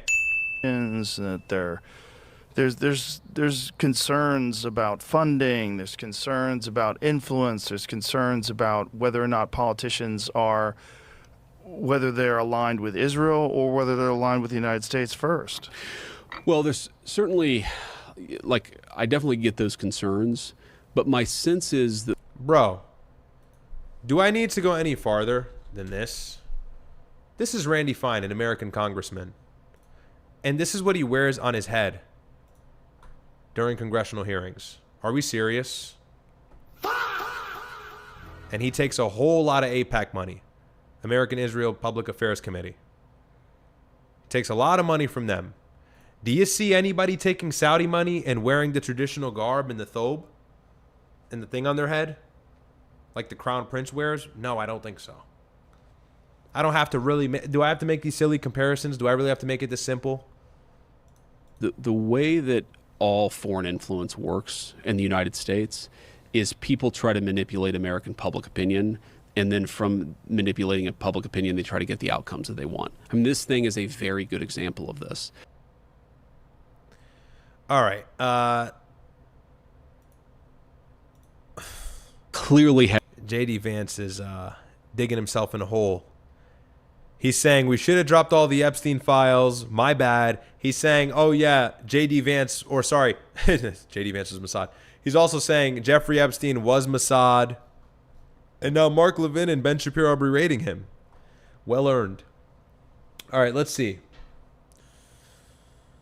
Let's see. I have a couple chats. Shayer says, I guess finally you are realizing why most good people support Democrats. Republicans are usually narcissists, hypocrites, and liars. And no, that's just not true. Only dense, dumb people support Democrats that don't understand economics. If you understand economics and you want to make money and you care about the country growing and prosperity, you'd vote for a Republican if they actually stood on what they promised when they campaign. So That's just nonsense. Don't get it twisted now. Democrats want open borders. They want amnesty for immigrants who broke the law. Democrats want to free people in jail who have committed crazy crimes. Democrats don't admit that there's actually racial problems within the United States. There's racial patterns, there's racial tendencies. They won't admit these things. Democrats want kids to mutilate their bodies and change their genders. They're all for the drag queens inside of the kindergarten classrooms. So make no mistake, and I told this to Sneeko, yeah, the Democrats get a lot right, but let's not set the bar so low to where we support them and we deal with a little bit less pro-Israel rhetoric and a whole bunch more of bullshit on our soil.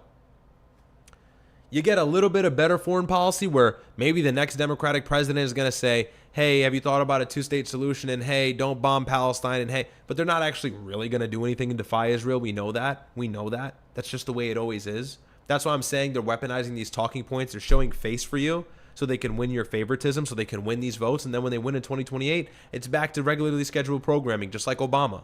Hanging out at the AIPAC committee, hanging out, doing the whole thing. That's what they do.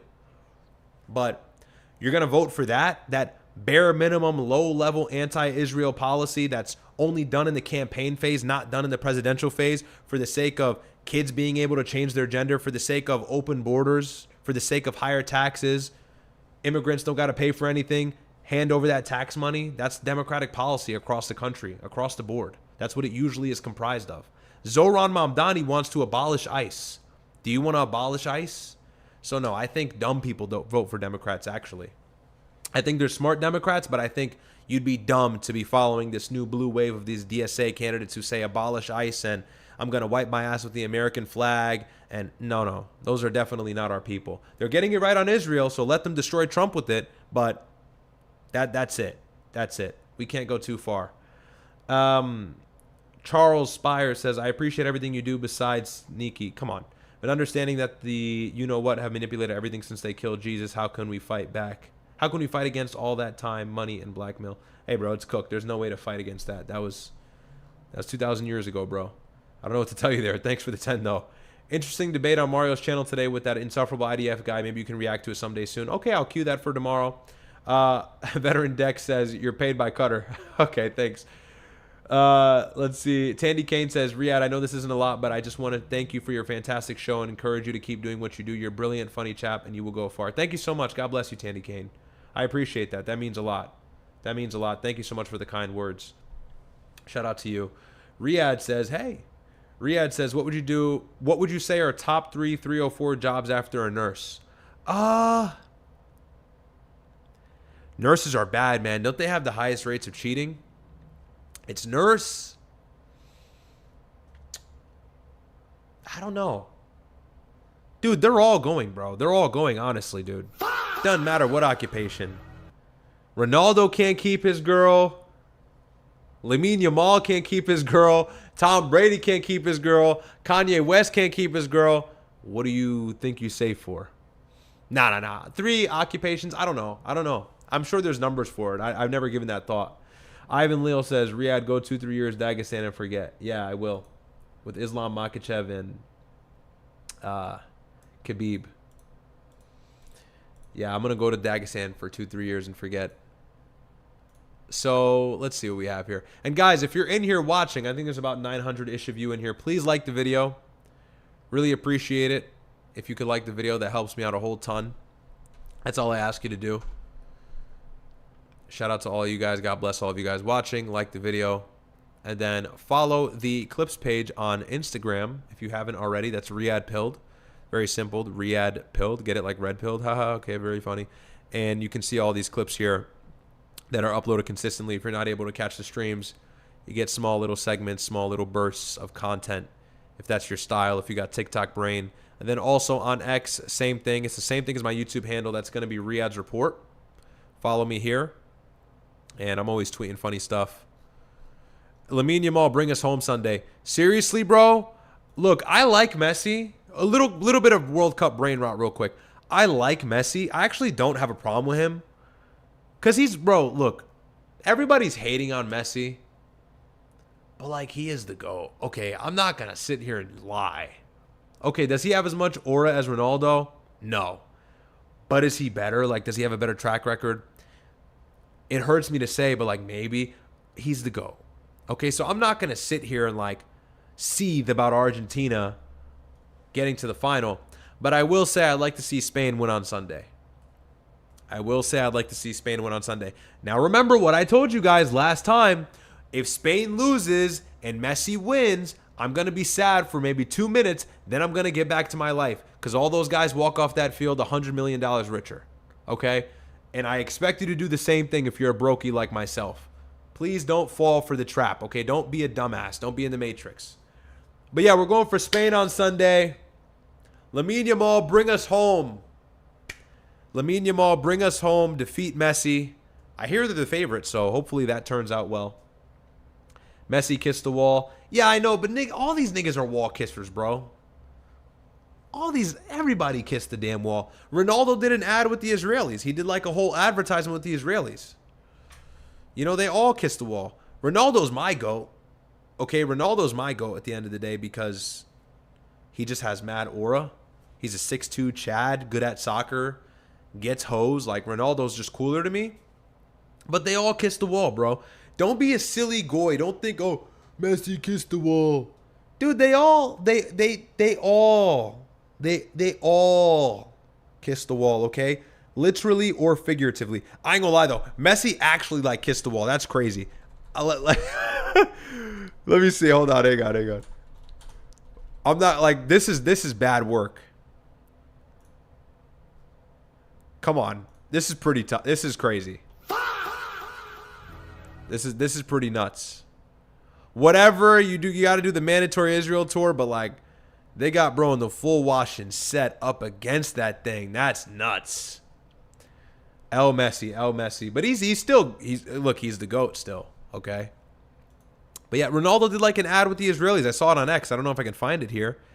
So they're all the same, dude. They're super famous, multi-billionaire fan base athletes. Like, dude, it's all the same shit. You know, LeBron kissed the wall. They all kissed the wall, either figuratively or literally. They've kissed the wall.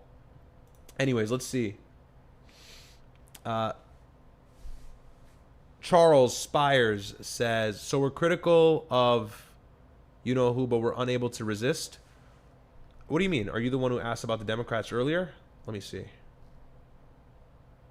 No. Oh, no. You asked about. We're unable to resist. Well, that's the best way to resist is being critical. Use your voice. You got to use your voice. That's what I'm doing. That's what we're all doing together. And it's making a difference because look at the research. Most people sympathize with Palestinians over Israelis, especially under the age of 25. That's huge. That was never the case ever in history. Coming to a place like Miami. Sorry, Democrats are now voting against Israel, or they're voting to cut aid against Israel, even humanitarian aid. That's winning. So, slowly but surely. Ant says, what's the best way to have a nice backdrop for streaming? Well, you gotta set the camera up in a good place. I sacrificed my living room for the streaming setup. You guys know my couch and TV is like right here. It's like right here.